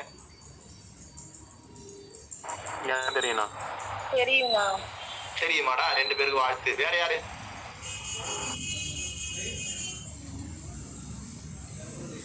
வேற யாரும் இல்லையா? கவனிக்கிறீங்களா வகுப்ப? சரி, விவேக சிந்தாமணின்னு ஒரு நூல் இருக்கு. மிக சிறந்த நூல். தமிழ்ல இருக்கிறதுல மிக சிறந்த நூல்கள்ல விவேக சிந்தாமணி நூலும் ஒரு நூல். அந்த நூல்ல ஒரு 30 பாட்டும் இருக்கும், ஒரு 1000 ஆண்டுக்கு முன்னாடி அந்த பாட்டும் இருக்கும், ஒரு 200 ஆண்டுகளுக்கு முன்னாடி அந்த பாட்டும் இருக்கும். அந்த பாட்டுல ஒரு தொகுப்பு நூல். சங்க இலக்கியமும் ஒரு தொகுப்பு நூல், சங்க இலக்கியங்கள்லாம் தொகுப்பு நூல் தான். இந்த மாதிரி சங்க இலக்கியத்தில் இருக்கிற பெருமை விவேக சிந்தாமணி நூலுக்கும் இருக்கு. மிகச்சிறந்த நூல். அந்த நூல்ல இருக்கிற பாட்டுலாம் நீங்க வந்து வாழ்க்கையில ஒரு முறையாச்சு அப்படி எடுத்து பாருங்க. எனக்கு கிடைச்சது என்ன அப்படின்னா, அந்த விவேக சிந்தாமணி ஒரு பாட்டு சொல்லுது. என்ன பாட்டு அப்படின்னா, பட்டானிடத்தில் தங்கப்பணிகள் சமைப்பதும் பட்டாடுவாரை திருத்தினன் மார்க்கத்தில் வைப்பதும் பட்டாங்கில் காகித புத்தகம் அச்சில் பதிப்பதும் தொட்டார் மனதை பலவாறு நாளும் துயர் செய்யுமே அப்படின்னு. என்ன அப்படின்னா, இது முன்ன வரி விட்டுலாம். முன்ன வரி என்ன அப்படின்னா, தங்கம் செய்யறவங்கள்ட்ட நம்ம வந்து பொண்ணை கொடுத்து தங்கம் செய்ய சொல்றது இருக்குல்ல, அது வந்து ரொம்ப சிரமமான காரியம். நம்ம ஒரு பவுன் கொடுத்தாங்கன்னா அதுல அரை பவுன் எடுத்துப்பாங்க, அரை பவுன் தான் தருவாங்க அப்படின்னு சொல்றாங்க அந்த காலத்துல. இந்த காலத்துல நீதி நேர்மையா இருப்பாங்களான்னு தெரியல. ரெண்டாவது பட்டாடுவாருன்னு சொல்லுவாங்கல்ல, இந்த சூதாடுறாங்கல்ல, அவங்களை திருத்தி நன் மார்க்கத்தில் வைப்பது அப்படின்னு சொல்றாங்க. அவங்க எத்தனை முறை திருத்தினாலும் அவங்க மறுபடியும் மனம் எங்க போவோம், சூதாடுற இடத்துல தான் போவோம். இந்த மாதிரி ஒரு பெரிய பாட்டு. அந்த பாட்டு இதுல வந்து கஷ்டமான பணிகள் எது எதுன்னு சொல்லிட்டு வர பார்த்து கடைசி அடிக்கு முன்னாடி அடி என்ன அப்படின்னா, பட்டாங்கில் காகித ஓலை அச்சில் பதிப்பதும். இந்த மாதிரி இருக்கிற சிரமங்கள் கூட ஒரு ஓலையில இருந்து ஒரு இலக்கியத்தை அச்சில பதிப்பிக்கிறது ரொம்ப சிரமமானது அப்படின்னு சொல்றாங்க. அந்த மாதிரி பதிப்பிச்சிருக்காங்க. நம்ம ஒரு 10 பாட்டு ரொம்ப இனிமையான பாட்டுடா. எல்லாமே இருக்கிற பாட்டு எல்லாம், சில பாட்டு ஒரு 4 அடியில இருக்கும், ரொம்ப அழகா இருக்கும். ஔவையார் பாட்டு அந்த நான் சொல்றதுலாம் இப்ப பாருங்க, நான் எல்லாம் மனசுல இருந்து சொல்றேன். இதெல்லாம் ஒரு முறை படிச்சது, 2 முறை படிச்சது, அழகான பாட்டா இருக்கும். இந்த அகவன் மகளே பாட்டு யாருக்கு தெரியும்? அகவன் மகளே அகவன் மகளே தெரியுமா பாட்டு? சரி, தெரியலாம் போயிட்டு பாடுவோம். குறுந்தொகையில இருக்கிற ரொம்ப அழகான பாட்டுல இதுவும் ஒரு பாட்டு. அகவன் மகளே அகவன் மகளே மனவு கோப்பண்ண நல் நெடும் கூந்தல் அகவன் மகளே பாடுக பாட்டே இன்னும் பாடுக பாட்டே அவர் நல் நெடும் குன்றம் பாடிய பாட்டு. இந்த பாட்டுலாம் எங்க மணி என்ன ஆகுது? 54 ஆயிடுச்சு. 54 ஆயிடுச்சா? ஆமா, இதுக்கப்புறம் நான் பொருள் சொல்றதுக்கு நேரம் ஆயிடும். நம்ம தொடர்ந்து சங்க இலக்கிய வகுப்பு இருக்கும். இன்னைக்கு அறிமுகம், அதனால வெளியே போயிட்டு வந்தோம். உங்களுக்கு வந்து எனக்கு வந்து நேரா எனக்கு சங்க இலக்கியம் மட்டும் சொல்லி கொடுத்தா போதும் அப்படின்னு சில பேர் சொன்னீங்கன்னா நம்ம அப்படியே போகலாம். இல்ல அது தொடர்புடைய செய்திகள் தெரிஞ்சுக்கணும். ஏன்னா சங்க இலக்கியத்தை நீங்களே தேடி படிப்பீங்க. சில செய்திகள் இருக்குல்ல, அரிய செய்திகள், அதெல்லாம் நான் கேட்டது உங்களுக்கு சொல்றேன். அதனால அதுவும் முதன்மையானது, முக்கியமானது. சங்க இலக்கிய வகுப்புல வந்து வெட்டி கதை பேசுறேன் அப்படின்னு நினைக்காதீங்க. அதனால இந்த மாதிரி சில பாட்டு இருக்கு. இந்த பாட்டு, அப்புறம் யாரும் இல்லை தானே கல்வன் தானது போய்க்கு ஞானவன் செய்வோம், அந்த மாதிரியான பாட்டு, ரொம்ப அழகான குறுந்தொகை பாட்டு எடுத்துவாங்க. மனப்பாடம் பண்ணணுமா? நீங்க ஒரு தமிழ் மாணவனா இருக்கீங்களா? சங்க இலக்கியம் முதன்மையான தேவை. சங்க இலக்கியத்தை நீங்க படிச்சு இருக்கணும். அப்பதான் நீங்க வந்து உயர்ந்த இடத்துல நீங்க இருப்பீங்க. என்ன சொல்றது, நான் தொடர்ந்து வகுப்பு எடுக்க சொல்றோம். இப்ப இந்த வகுப்புல இணைஞ்சிருக்கீங்களா, நீங்க வந்து எனக்கு வந்து பாரதி 2 பாரதியும் பார்க்கறது ரொம்ப மகிழ்ச்சியா இருக்கு. நீங்க வந்து வகுப்பு எடுக்கிறதுக்கு தகுதியான ஆட்கள் நீங்க வந்து வகுப்பு கேட்டுட்டு இருக்கீங்க. அதனால நீங்க வந்து நீங்களும் வகுப்பு எடுக்கணும். நீங்க வந்து வளர்த்துக்கலாம். ஏன்னா நீங்க வந்து வகுப்பு எடுக்கிறோம் அப்படின்னு ஒரு சூழல் வந்துச்சுன்னா நீங்க அதிகமா தேட ஆரம்பிப்பீங்க. அந்த மாதிரி விருப்பம் இருந்தா சொல்லுங்க, குழுவுல வகுப்பு எடுக்கலாம். தொடர்ந்து இயங்குங்க. அப்படிலாம் கூட இருக்கிறவங்கள இயக்குங்க. ஏன்னா வந்து அந்த சூழல் இருக்குல்ல, சூழல் சரியில்லாம் நம்ம மேலேயும் தான் கெட்டு. ஒரு தமிழ் படிக்கிறியா அப்படின்னா தமிழ் தான் படிக்கிறியா நீ அப்படின்னு இருக்காங்கல்ல. இந்த சூழல் இப்பதான் ஊவேச காலத்துலாம் தமிழ் படிச்சாங்க அப்படின்னா நீங்க படிச்சு பார்த்தா தெரியும் அவங்களுக்கு இருந்த மதிப்பு மரியாதை. மூவா காலத்துல இருந்த மதிப்பு, ராபிய சேதுப்பிள்ளை காலத்துல, அதே போல சி பாலசுப்ரமணிய காலத்துல, அவங்க காலத்துல ரொம்ப தமிழ் படிச்சவங்களாம் அவங்கதான் மதிக்கப்பட்டாங்க ரொம்ப. இப்ப தமிழ் படிச்சுட்டு ஓய்வு பெற்றிருக்காங்கல்ல, நம்ம தேனியா ஐயா, கூவேப்பா ஐயா, அரங்கராமலிங்கம் ஐயா, இந்த ரவி அரசு ஐயா, இவங்கெல்லாம் வேற தளம் இருந்தாலும் அவங்கலாம் வந்து சமுதாயத்தால மதிக்கப்படுறவங்க. அந்த காலத்துல இருந்த அரசியல் சூழல் அதெல்லாம் தமிழ் படிச்சவங்க இயக்குறாங்க. அவங்கள சுத்தி அது சுழன்றுச்சு. அந்த மாதிரி சூழல் இப்ப இல்லாம போய்கிட்டே இருக்கு. அதனால நாமளும் அந்த அளவுக்கும் அதை விடவும் மேம்பட்டு இருக்கணும். அப்படின்னா நமக்கு இருக்க வேண்டிய முதன்மையானது வாசிப்பு, மரபு இலக்கிய வாசிப்பு, தொடர் வாசிப்பு, உழைப்பு. நீங்க தமிழ் தளத்துல வந்துட்டீங்க, அதனால வந்து மகிழ்ச்சியா இருக்கணும் தமிழ் மாணவர்கள். அதே நேரத்துல அவங்களுக்கு நல்ல உழைப்பு இருக்கணும், தேடணும். சரி, வகுப்பு முடிச்சுக்கலாம். மகிழ்ச்சி நீங்க இவ்வளவு நேரம் கேட்டதுக்கு. சரி, ஏன்னா கருத்து இருந்தா சொல்லுங்க. இப்பயாச்சும் பேசுங்க. யாராவது எப்படி இருந்தது, நல்லா இல்லைன்னு சொல்லுங்க. இந்த இடத்துல நீங்க வந்து துண்டிச்சு இருந்தா நல்லா இருந்திருக்கும் அப்படின்னு சொன்னா நான் அடுத்த முறைக்கு வந்து மாத்திப்பேன். அதாவது நீங்க பேசலாம். இப்போ அந்த இருத்தல் அதுக்கப்புறம் இரங்கல் சொன்னீங்கல்ல? ஆமா, இரங்கல். அதுக்கு வந்து ஒரு நுண்மையான வேறுபாடு இருக்கு. இப்போ குறிஞ்சி அப்படின்னா புணர்தல் அப்படி சொல்லுவோம். முல்லைக்கு வந்து இருத்தல் வரும், மருதத்துக்கு வந்து ஊடல் வரும், நெய்தலுக்கு வந்து இரங்கல் வரும், பாலைக்கு வந்து பிரிதல் வரும். இப்போ குறிஞ்சி புணர்தல் அப்படின்றது வந்து தலைவனும் தலைவியும் வந்து சந்திப்பாங்க, உள்ள புணர்ச்சி நடக்கும், அதன் பின்னர் வந்து மெய்த்தொட்டு பயிரல் முதலான உடல் புணர்ச்சி நடக்கும். இப்போ மருதம் எடுத்துக்கிட்டோம் அப்படின்னா அவன் பரத்தை தேடி போவான், பரத்தை தேடி போயிட்டு அவ கூட இருந்துட்டு திரும்ப வந்து தலைவியை சந்திக்கிறதுக்காக வருவான், அதாவது தலைவியை தன்னோட வீட்டுக்கு திரும்பி வருவான். அப்படி திரும்பி வரும்போது தலைவிக்கு ஏற்படக்கூடிய ஊடல் வந்து மருதத்தோட ஒழுக்கமா அப்படி இருக்கும். இந்த பாலை, நெய்தல், முல்லை மூணுமே வந்து பிரிதல் தொடர்பானதுதான். பிரிதல் அதனால தலைவிக்கு ஏற்படக்கூடிய வருத்தம் அப்படின்றதுதான். இப்போ இருத்தலும் வந்து தலைவன் வந்து பிரிஞ்சு போயிடுவான், அதனால வந்து தலைவி வருத்தப்படுவா. இரங்கலும் வந்து தலைவன் பிரிஞ்சு போயிடுவான், தலைவி வந்து வருத்தப்படுவா. ஏன்னா பிரிதல் வந்து 2 நிலத்துக்கும் வந்து உரிபொருளா வச்சிருக்காங்க அப்படின்னு பாக்குறோம்னா, இப்போ முல்லை நிலத்துல தலைவன் வந்து தலைவி பிரிஞ்சு போயிடுவான். அப்படி பிரிந்து போயிட்டோடனே தலைவியால வந்து அந்த வருத்தத்தை வந்து தாங்க முடியாது. ஆனா அப்படி இருந்தாலும் வந்து தன்னோட வருத்தத்தை வந்து வெளியில காட்டிக்காம வந்து அவ என்ன பண்ணுவா அப்படின்னா ஆற்றி இருப்பா. ஆற்றி இருத்தல் தான் இருத்தல் நிமித்தம் அப்படின்னா பிரிதலால் ஏற்படக்கூடிய வருத்தம், அந்த வருத்தத்தை வந்து தலைவி ஆற்றி இருத்தல் அது வந்து சொல்றோம். இப்போ நெய்தல் வந்து இரங்கல், அதுவும் வந்து பிரிதலால் ஏற்படக்கூடிய இரங்கல் தான். என்ன வேறுபாடு அப்படின்னா முல்லை நிலத்துல வந்து தலைவன் பிரிந்து போயிட்டான், தலைவிக்கு வந்து ஒரு நம்பிக்கை இருக்கும். கண்டிப்பா வந்து தலைவன் வந்து மாலையில வந்து அந்த முல்லை மலர் வந்து மலர்வதற்குள்ளாக, அந்தி வருவதற்குள்ளாக வந்து தலைவன் வந்துருவான் அப்படின்ற ஒரு நம்பிக்கை இருக்கும். ஏன்னா அவன் வந்து ஆடு மாடுகளை மேய்ச்சிட்டு போயிருப்பான், இல்ல வேற ஏதாவது ஒரு காரணத்துக்காக பிரிஞ்சு போயிருப்பான். ஆனா இருந்தாலும் ஒரு நம்பிக்கை இருக்கும், கண்டிப்பா வந்து தலைவன் வந்து திரும்பி வந்துருவான் அப்படின்றது. அதனால வந்து அது வந்து இருத்தல். இரங்கல் அப்படின்றது வந்து கடல் சார்ந்த பகுதி, நெய்தல் வந்து கடல் சார்ந்த பகுதி. தலைவன் வந்து கடல் கடந்து போவான், ஏன்னா அங்க வந்து மீன் பிடித்தல், உப்பு விளைவித்தல் தான் வந்து தொழில். கடல் அப்படின்றதுனால பொதுவாக வந்து எல்லாருக்குமே வந்து ஒரு அச்சம் வந்து இருக்கும். கடலுக்கு நடுவில் போயிட்டோம் அப்படின்னா நம்ம திரும்பியும் வரலாம், திரும்பி வராமலும் போகலாம். 2 இருக்கு. இப்போ மதில் மேல உட்காந்துட்டு இருக்கிற ஒரு பூனை மாதிரி இந்த பக்கமும் விழும் அந்த பக்கமும் விழும் அப்படின்ற மாதிரி அவன் திரும்பி வர்றதுக்கும் வாய்ப்பு இருக்கு, திரும்பி வராதுக்கும் வாய்ப்பு இருக்கு. அவன் திரும்பி வரமாட்டானோன்னு நினைச்சு தலைவி வந்து மிகுதியான வருத்தப்படுவா. முல்லை நில தலைவியோட நெய்தல் நில தலைவி வந்து தலைவனோட பிரிதலை நினைச்சு அதிகமா வந்து வருத்தப்படுவா. இதை வந்து நம்ம இன்னும் எப்படி புரிஞ்சுக்கலாம் அப்படின்னா, முல்லைப்பாட்டு இருக்கு 10 பாட்டுல.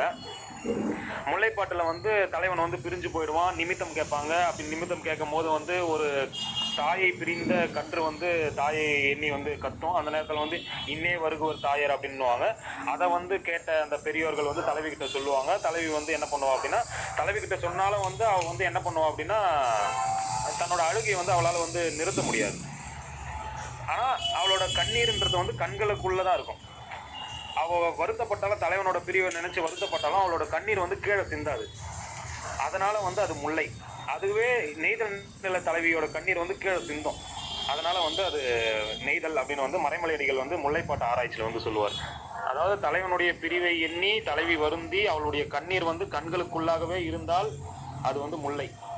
அதுவே அவளுடைய கண்ணீர் வந்து கண்களை விட்டு வெளியே கீழே இந்த பூமியில் சிந்துது அப்படின்னா அது வந்து நெய்தலா இருக்கும் அப்படின்னு வந்து இந்த நெய்தலுக்கும் முல்லைக்கும் இருக்கிற வேறுபாடை வந்து முல்லைப்பாட்டு ஆராய்ச்சியில மறைமலையடிகள் வந்து சொல்லுவார். இதுதான் வந்து 2த்துக்கும் இருக்கக்கூடிய வேறுபாடு, இருத்தலுக்கும் இரங்கலுக்கும் உள்ள வேறுபாடு. சரி, மகிழ்ச்சி.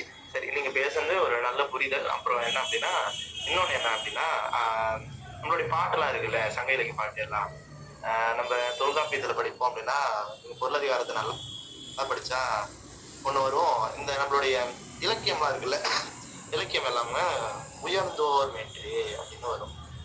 நம்ம அதுதான் நான் பேச சொன்னேன். எந்த ஒரு பொண்ணு வந்து படகுல வந்து மீன் பிடிக்க போனவங்களுக்காக காத்திருந்த மாதிரி நம்ம கிட்ட சங்க இலக்கிய பாடல்கள் எதுவும் இல்லை. இரங்கல் எது அப்படின்னா, தலைவனை நினைச்சு இறங்கி இருக்கா, ஆனா அந்த எந்த தலைவன், அதுதான் கேள்வி. அது மாறி இருக்கு. அப்புறம் என்னன்னா, நல்ல புரிதல் அப்படின்னா இதெல்லாம் நமக்கு தொடக்க கால புரிதல். நம்ம ஆய்வு உலகத்துல வர பார்த்து, நீங்க வந்து இப்ப நெட்டே வர வாங்கிட்டீங்களா, அடுத்த முனைவர் பட்டோம். ஆய்வு உலகத்துல நம்ம வர பார்த்து நம்மளுடைய அதிகமான பார்வை உடையும். நம்ம நம்பிக்கிட்டு இருந்தெல்லாம் சிலதெல்லாம் ரொம்ப அது அப்படியே தலைகையெல்லாம் புரட்டி போட்டுறாது, சிலெல்லாம் மாறும்.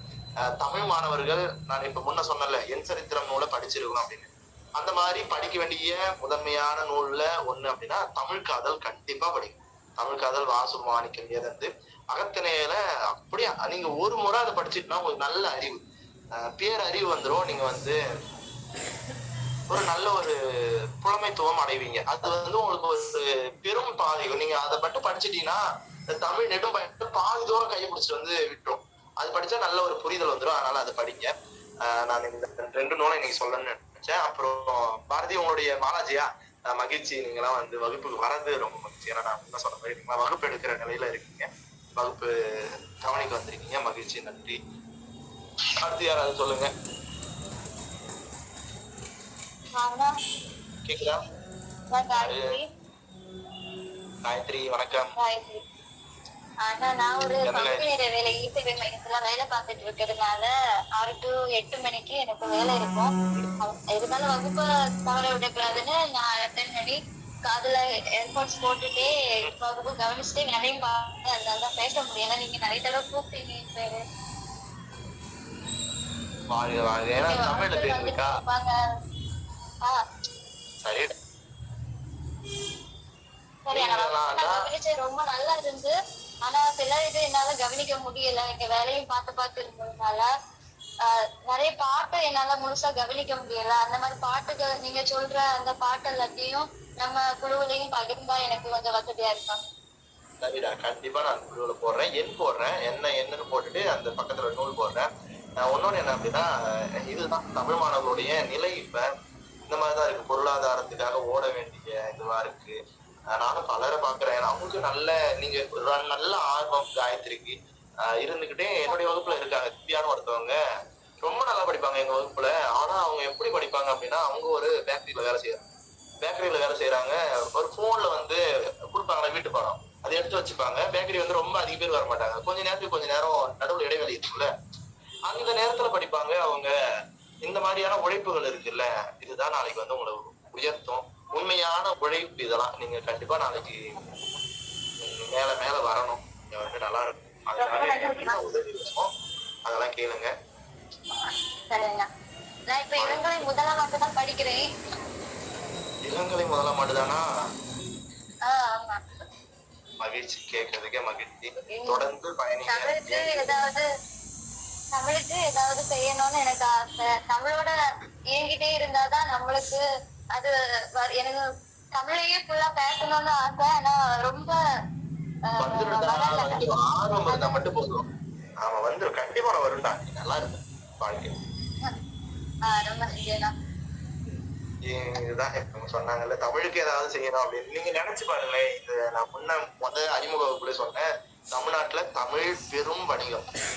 தமிழை ஒரு துறையா எடுத்து படிக்காதவங்க தமிழை வச்சு லட்சக்கணக்கில் சம்பாதிப்பாங்க. 60 நாடுகளுக்கு போனேன் அப்படின்னு ஒருத்தவங்க தமிழ் படிக்காத வேற ஒருத்தவங்க சொல்றாங்க அப்படின்னா, அவங்களுக்கு தமிழ்ல இருக்கிற இது அவங்களுக்கே தமிழ் அவ்வளவு தருது அப்படின்னா, தமிழ் மாணவர்கள் கண்டிப்பா தமிழை நான் வாழ வைப்பேன் அப்படின்னு நீங்க வந்தீங்கன்னா, தமிழ் கண்டிப்பா கைவிடாது. தமிழை கொஞ்சம் தெரிஞ்சுட்டா போதும். உங்களுக்கு வழிகாட்டுறதுக்கு 2-3 பேர் இருந்தா போதும். அதனால நீ நல்லா இருப்படா, நல்லா படி. இத முதலாம் ஆண்டுல இந்த ஆர்வம் தொடர்ந்து இருக்கணும் உனக்கு, அவ்வளவுதான். கண்டிப்பா. சரிடா. இல்ல நான் தமிழ் எடுக்கும் போதும் நிறைய பேர் நீ எதுக்கு தமிழ் எடுக்கிற, நல்லா படிக்கிற பொண்ணுல, நீ ஒரு இன்ஜினியரிங் போகக்கூடாது அந்த மாதிரி எல்லாம் கேட்டாங்க. இல்ல நல்லா சண்டை போட்டு வீட்டுல சண்டை போட்டுதான் எடுத்துட்டேன். அதான்டா, இப்ப தமிழ்ல இருக்கிற அந்த நிலை இருக்குல்ல, தமிழ் நிலை தாழ்ந்து போறதுக்கு காரணம் இதுதான். நல்லா படிக்கிற பசங்க எல்லாம் தமிழ் மேல எடுக்கணும்னு ஆர்வம் இருக்கும், ஆனா எடுக்க விட மாட்டாங்க. சரி, நீ வந்தது ரொம்ப மகிழ்ச்சி. சரிடா, வாழ்த்துக்கள். அடுத்தது வேற யாராவது? ஜெயமா, யாரும் அது பேரு தெரிய மாட்டேங்குமா? ஜெயமாலினியா? சொல்லுங்க, நீங்க எங்க படிக்கிறீங்க சொல்லுங்க. என்ன படிக்கிறீங்க? குழுமரசு காலேஜ்ல படிக்கிறேன். நான் பிஜி செகண்ட் இயர். இங்கதானா? நான் சென்னை படிச்சிருக்கேன். முதுகலை தமிழ் 2ஆம் ஆண்டு. அப்படியா? மகிழ்ச்சி, வாழ்த்துக்கள். நெட் எக்ஸாம்ல நான் பிஹெச்டி குவாலிஃபைடா இருக்கேனா? அப்படியா? மகிழ்ச்சி, வாழ்த்துக்கள். அடுத்த வர இதுல ஜேஆர்எஃப் வாங்கணும், சரிங்களா? கண்டிப்பா நான் ட்ரை பண்ணிட்டு இருக்கேன். எது இருக்கும் அவங்களுக்கு இப்ப ஏப்ரல்ல முடிஞ்சிடும். மே மாசம் முழுக்க இருக்கும், கிடைக்கும். அப்புறம் ஜூனும் முழுக்க கிடைக்கும். அந்த 1 மாசம் உட்காந்து அது ஒரு திட்டம் இருக்குல்ல, திட்டமிடுதல் இருக்குல்ல, அது இருந்தா போதும். ஆங்கிலம் வருமா? என்னன்னா ஆங்கிலம் வருமா? படிச்சு புரிஞ்சுமா? கொஞ்சம். அப்படியா? சரி, அப்படின்னா கவலையே இல்லை. நமக்குலாம் ஆங்கிலமே வராது, தமிழ் வச்சுதான் நம்மளாம் வாங்கினது. அதனால நீங்க கவலைப்பட வேண்டாம். ஆங்கிலம் கொஞ்சம் இருந்தா போதும். நல்ல இது. நீங்க தொடர்ந்து வகுப்பு வாங்க, கொஞ்சம் நல்லா கவனிங்க. தொடர்ந்து உங்களுக்காக இதுக்கப்புறம் ஜேஆர்எஃப் வகுப்பு போடுவோம். நடுவில் அதிகமா இந்த மாதிரி நடுவில் சொல்ற அந்த கதைகள்லாம் தள்ளி வச்சுட்டு போட்டு தாக்குவோம், சரிங்களா? இன்னைக்குதான் நான் ஃபர்ஸ்ட் டைம் வந்திருக்கேன், இன்ட்ரெஸ்டா இருக்கு. அப்படியாடா? மகிழ்ச்சி. தேங்க்ஸ். சரி, பேசுங்க, தயவு செஞ்சு பேசுங்க தமிழ் மாணவர்களே. நீங்க பேசணும். நீங்களாம் பேசாம மூடிட்டு இருக்கிறதுனாலதான் அதிக பேர் பேசுறாங்க. வணக்கம். வணக்கம், சொல்லுங்கப்பா. யாரு பேர் என்ன? என்னோட பேர் கல்பனா. ரொம்ப அருமையா வகுப்பு போயிருந்தது. ஆனா நான் வந்து பயணித்து கொண்டு இருக்கிறதுனால வந்து அதிகமா என்னால குறிப்பு எடுத்துக்க முடியல. நீங்க சொன்ன சில நூல்கள் நான் எடுத்துக்கிட்டேன். நீங்க கற்று நீங்க பகிர்ந்தீங்கன்னா எனக்கு இன்னும் கொஞ்சம் பயனா இருக்கும். என்ன கேட்கலடா? என்னது? ஒரே ஒரு நூல்கள் வந்து நான் எடுத்துக்கிட்டேன்னா சரிடா. ஆனா குறிப்பு என்னால எடுக்க முடியல. ஏன்னா நான் பயணித்து கொண்டு இருந்ததுனால சில குறிப்புகள் என்னால எடுக்க முடிஞ்சது. அதனால நீங்க கற்று நீங்க பகிர்ந்தீங்கன்னா எனக்கு பயனுள்ளதா இருக்கும்ண்ணா. சரிடா, சரி, நான் அனுப்பி விடுறேன். நான் என்னென்ன பாட்டு படி அனுப்பி விடுறேன். தொடர்ந்து காதால கேளுங்க. கேட்கறது ரொம்ப சிறப்பானது. அப்புறம் அதிகமா கேளுங்க, அதிகமா பேசுறது கேளுங்க. தேனியா ஐயா பேசுறது இருக்கும். ஐயா இலக்கிய பேச்சாளர்கள் ரொம்ப குறைவு. தமிழ்ல வந்து இலக்கிய பேச்சாளர்கள் ரொம்ப குறைவு. இருக்கிறவங்க பக்தி இலக்கிய பேச்சாளர்கள் தான் அதிக பேர் இருக்காங்க. அதனால நீ பக்தி இலக்கியமும் தெரிஞ்சுக்கணும், ஒண்ணு இலக்கியம் நல்லா தெரிஞ்சுக்கணும். ஏன்னா பக்தி இலக்கியம் கேட்கறதுக்கு தான் 10,000 பேர் கூடுவாங்க. அதனால என்ன அப்படின்னா, நம்ம இலக்கியத்தை மக்கள்கிட்ட கொண்டு போய் சேர்க்கணும் அப்படின்னா அந்த மேடைகள் நமக்கு பயன்படும். நீங்க வந்து பக்தி இலக்கிய பேச பத்தி இப்படி கொண்டு வந்து இதை சொல்லணும், அப்படி பாப்பா உப்பா அப்படின்னு, ஏன்னா அது தெரியாம இருக்கும். கம்பராமாயணம் மேடை எடுத்துட்டா ஒரு 500 பாட்டு, அதைத்தான் 100 பாட்டு 500 கூட திருப்பி திருப்பி திருப்பி திருப்பி திருப்பி திருப்பி சொல்லுவாங்க. ஒரு பாட்டு, ஒரு நிகழ்வு சொல்றேன். கம்பன் பேச்சு போட்டி போயிட்டு பரிசு வாங்கினேன். அந்த பரிசு எப்படி கிடைச்சது அப்படின்னா, அது கூட ஒரு சங்க இலக்கிய பாட்டை உள்ள சொல்லுறதுதான். அது ஒரு வள்ளல் தன்மையை பத்தி பேச பார்த்து அதிகமானோடைய வள்ளல் தன்மை வந்து அப்படி சொல்லியிருப்பாங்க. அப்ப வந்து பேசுறதுதான். அதனால இந்த மாதிரி தொடர்பு படுத்துற அந்த புரிதல் அறிதல் அப்படிலாம் அந்த உத்தியை சொல்லுவாங்களா, அது நமக்கு நம்ம வாங்கிக்கிட்டோம்னா ரொம்ப சிறப்பா இருக்கும். அதனால இலக்கியம் படிக்கணும், அந்த நேரத்துல அதுவும் படிச்சுக்கணும். ஏன்னா நான் முன்ன சொன்ன மாதிரி நமக்கு கருத்து அதிகமா இருக்கலாம், கருத்தியல் வந்து வேறுபடலாம், பக்தி இலக்கியம் பிடிக்காதவங்களாம் கூட இருக்கலாம். ஆனா களம் தமிழுடையது, அதனால நீங்க அதெல்லாம் படிக்கணும், நாம படிக்கணும். சரி, மகிழ்ச்சி. அடுத்து வேற யாரா பேசுங்க. ராகேஷ்.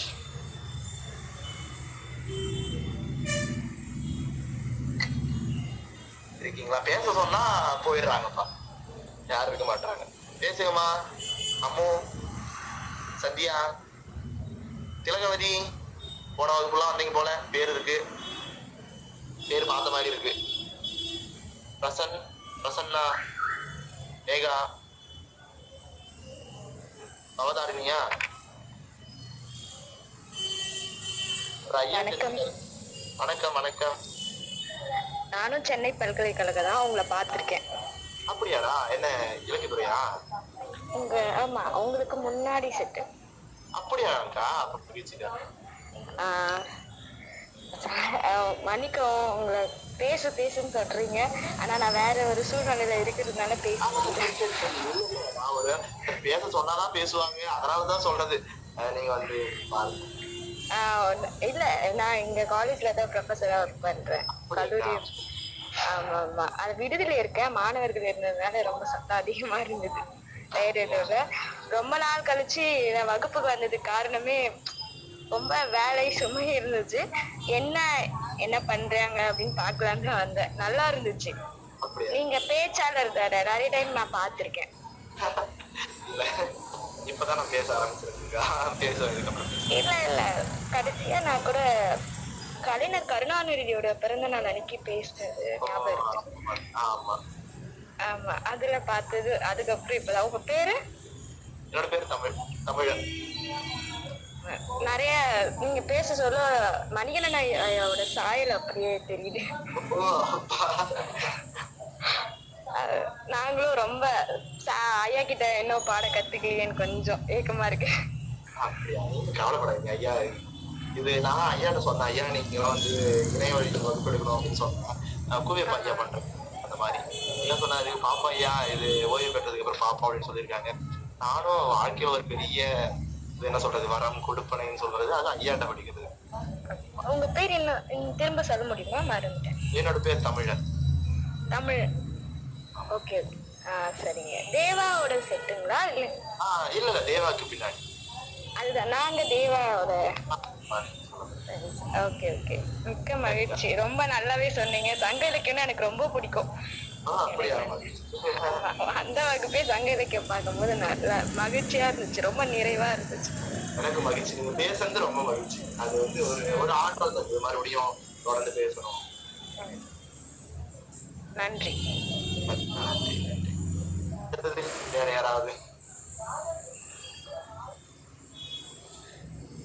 பிரசன்னா, திலகவதி இருக்கீங்களா?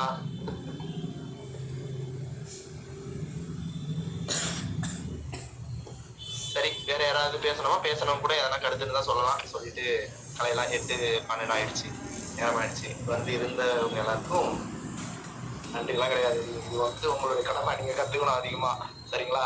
அதனால தொடர்ந்து வகுப்புக்கு வாங்க. உங்களுடைய கருத்து எதனா இருந்தா சொல்லுங்க. நீங்க வகுப்பு எடுக்கிறீங்கன்னு சொன்னாலும் ரொம்ப மகிழ்ச்சி, வகுப்பு எடுக்கலாம் குழுவுல. பாரதி, பாலாஜி. அண்ணே சொல்லுங்கண்ணே. நீங்க ஐயோ அண்ணா அண்ணா இல்லை, நானும் புது கடை 2ஆம் ஆண்டு தான். நான் ஒன்றே சொல்றேன். சரி சரி சரி. நீங்க உங்களோட சொந்த ஊர் தெரிஞ்சுக்கலாமா? நான் விழுப்புரம், பாண்டிச்சேரி கோ விழுப்புரத்துக்கு பண்ணேன். ஓ சரி சரி. நான் திருவண்ணாமலையில ஆரணி. ஆரணி. எங்க துறையில இருந்த பெரும் பேராசிரியர்கள் எல்லாமே திருவண்ணாமலைக்காரங்க. ஓ சரி சரி. நானும் திருவண்ணாமலை தான். அப்படியாடா, மகிழ்ச்சி. எனக்கும் சங்க இலக்கியத்துல தான் ஆர்வம், அதனாலதான் நானும் அந்த தலைப்பு பார்த்தோன்னே வந்த வகுப்பு. அப்படியா? சரி, பரவாயில்லையா உங்களுக்கு? நீங்க வந்து நல்ல சங்க இலக்கிய இது பரவாயில்லையா? வகுப்பு எடுத்தது நல்லா இருந்துச்சா? நல்லா இருந்தது, நல்லா இருந்தது. குறை இருந்தா சொல்லுங்க. இல்ல அந்த மாதிரி எதுவும் தெரியல. கண்டிப்பா அந்த மாதிரி ஏதாவது இருந்தா வெளிப்படையா சொல்லுவேன். நல்லா இருந்தது. இயங்கணும். சங்க இலக்கியம் படிக்கிறீங்க, நான் சொன்னதுதான். உங்களுக்கு நம்ம வந்து சங்க இலக்கியத்தை மக்கள் மத்தியில கடத்தணும் அப்படின்னா நம்ம ஒரு களம் வேணும். அந்த களம் வந்து இலக்கிய மேடைகள் ரொம்ப குறவு. இருக்கிறதெல்லாம் என்ன அப்படின்னா, இருக்கிற மேடைகள் கம்பராமாயண மேடைகள் இருக்கு, கம்மன் கழக மேடைகள் இருக்கு, இசைக்கிய ஆராய்ச்சி மேடைகள் இருக்கு. அதெல்லாம் தாண்டிதான் இலக்கிய மேடைகள் தராங்க. அதெல்லாம் இது பண்ணதான். அதனால நம்ம சங்க இலக்கியத்துல இருக்கிறது, சங்க இலக்கியம் தான் நமக்கு முதன்மை. சங்க இலக்கியம் தான் தலை மாதிரி சங்க இலக்கியம். அடுத்தடுத்து நம்ம சங்க இலக்கியத்தை மக்கள்கிட்ட கடத்தணும் அப்படின்னா மித்ததும் படிங்க, பேசுங்க, பேசி பழகுங்க. நான் இப்பதான் பேசி பழக ஆரம்பிச்சேன். ஒரு 2 ஆண்டு ஆகுது. இளங்கலை 3ஆம் ஆண்டு வரை பார்த்து பேசினேன் மேடையில. நீங்க இப்போ ஜெயரப்பா? நான் இப்ப ஜெயரப். இப்ப நடந்ததுல ஜெயரப். இப்போ ரிசல்ட் வந்ததுல ஜெயரப்புங்களா? முன்னவே 2ல எப்படி வாங்கிட்டேன். ஆங்கிலம் சுத்தமா எதுவுமே வராது. ரொம்ப ஆங்கிலம் தான் அது 15 தேதி தான் சரியாகும். தமிழ் தான் தருவோம். எவ்வளவு மார்க் எடுத்திருக்கீங்க? 300க்கு 174, 172. ஓ சரி சரி சரி. கட் ஆஃப் உங்களுக்கு 162ங்களா? 160. என்னோட துறையில ஒரு பையன் ஜெயரப் வாங்கியிருக்கான், 168. அப்படியா? காளிதாஸ்னு ஒரு பையன். அது மற்றபடி நான் நெட்டு, இன்னொரு பொண்ணு துர்கான்னு ஒருத்தவங்க நெட்டு. மொத்தம் 3 பேர் தான். சென்னை பல்கலைக்கழகத்துல 2 துறை இருக்கு. தமிழ் மொழித்துறையில 3 பேர் ஜெயரப். 7 துறையில ஒருத்தவங்க பண்ணாங்க. தெரியல. எங்க கல்லூரியில இருந்து அங்க படிக்கிறாங்க இப்போ. சுதாமணி, அதுக்கப்புறம் சுதாமணி. ஆனா நீங்க சுதாமணி வந்து சென்னை கிறிஸ்துவ கல்லூரி? இல்ல சென்னை மாநில கல்லூரி. அப்படியா? சுதாமணி இலக்கியத்துறையில இருக்காங்க. சுதாமணி இருக்காங்க. அதுக்கப்புறம் சதீஷ்குமார், கவின்குமார். உங்களுக்கு சுதாமணி தான் முத வகுப்பு எடுத்தாங்க குழுவுல. அதாவது அத என்ன சொல்றது, முறைப்படி தொடங்கப்பட்ட வகுப்பு சுதாமணி தான் தொடங்கினாங்க.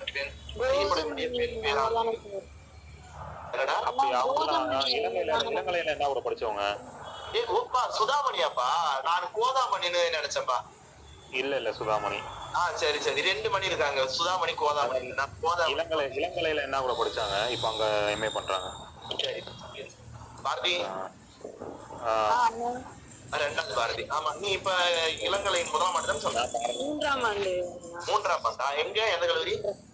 நான் வந்து அரசு கலைக்கல்லூரி, சிவகாசி, விருதுநகர் மாவட்டம். அப்படியா? மகிழ்ச்சியா. நல்ல தமிழ் பட்டு அறிவு மறுபடியும் அதிகமா வளர்த்துக்கணும், சரியா? கண்டிப்பாங்கண்ணா. ஏன் வகுப்பு சீக்கிரம் இணைஞ்சிருச்சு அந்த மாதிரி இருக்கு எனக்கு. அப்படியா இருக்கா? சரி, தொடர்ந்து நான் சரி இருக்கு, நம்ம பேசலாம்னு நினைப்பேன். ஆனா நம்ம குழுவுடைய ஒருங்கிணைப்பாளராக இருக்கோமா, நம்மளே பேசிட்டு இருந்தா நல்லா இருக்காது. அதனால வேற ஆளை பேச வைக்கணும். அதனால தான் தள்ளி போகுது. யாரும் கிடைக்க மாட்டாங்க. சரி, நம்மளே பேசுவோம் அப்படின்னு சொல்லிட்டு தான் எனக்கு பேசிட்டேன்.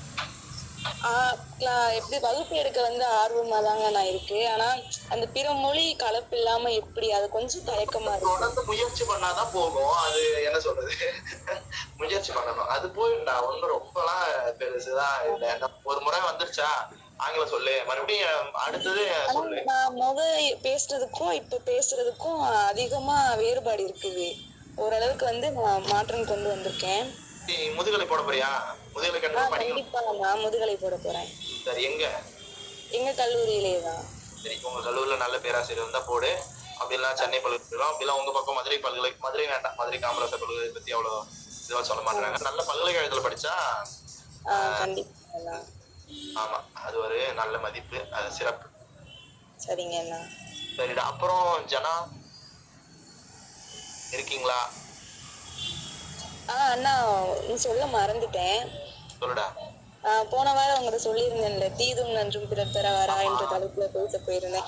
எல்லாருமே சொன்ன கருத்தை தான் சொன்னாங்க. மகாபாரதம், ராமாயணம், நீங்க சொன்ன கருத்து வந்து கொஞ்சம் மாற்றமா இருந்ததா? எப்படி சொல்ல, இது வந்து என்னோட முதல் மேடை, முதல் முறையா நான் பேச போயிருந்தேன். நல்ல பேச்சாளர்கள் எல்லாம் பேசுனாங்க. அவங்களுக்கு வந்து பரிசு கிடைச்சாலும் நான் சொன்ன கருத்துக்காகவே எனக்கு வந்து குருகுல தென்றல் அப்படிங்கிற இதழ் வந்து இலவச இணைப்பா தரேன்னு சொல்லியிருக்காங்க.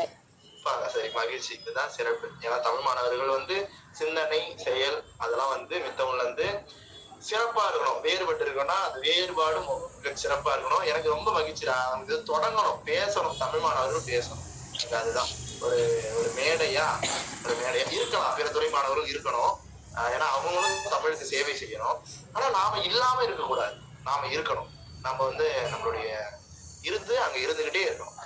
அது வந்து முதன்மையானது, முக்கியம். அதனால தொடர்ந்து பேசி பழகு. சரிங்கண்ணா. சரி, மகிழ்ச்சி. அப்புறம் என்ன ராகேஷ், நீங்க பேசுறீங்களா? இருக்கீங்களா? இல்ல வச்சுட்டு போயிட்டீங்களா? இந்த யாரோ இருக்காங்களே, கார்த்தியா, இந்த ஐயா யாருன்னு தெரியல. சரிடா, பார்க்கலாம். எல்லாருக்கும் மகிழ்ச்சி. நன்றி. மகிழ்ச்சிண்ணா. நன்றிண்ணா. நன்றி. நன்றி. நன்றி. கலையலாம்.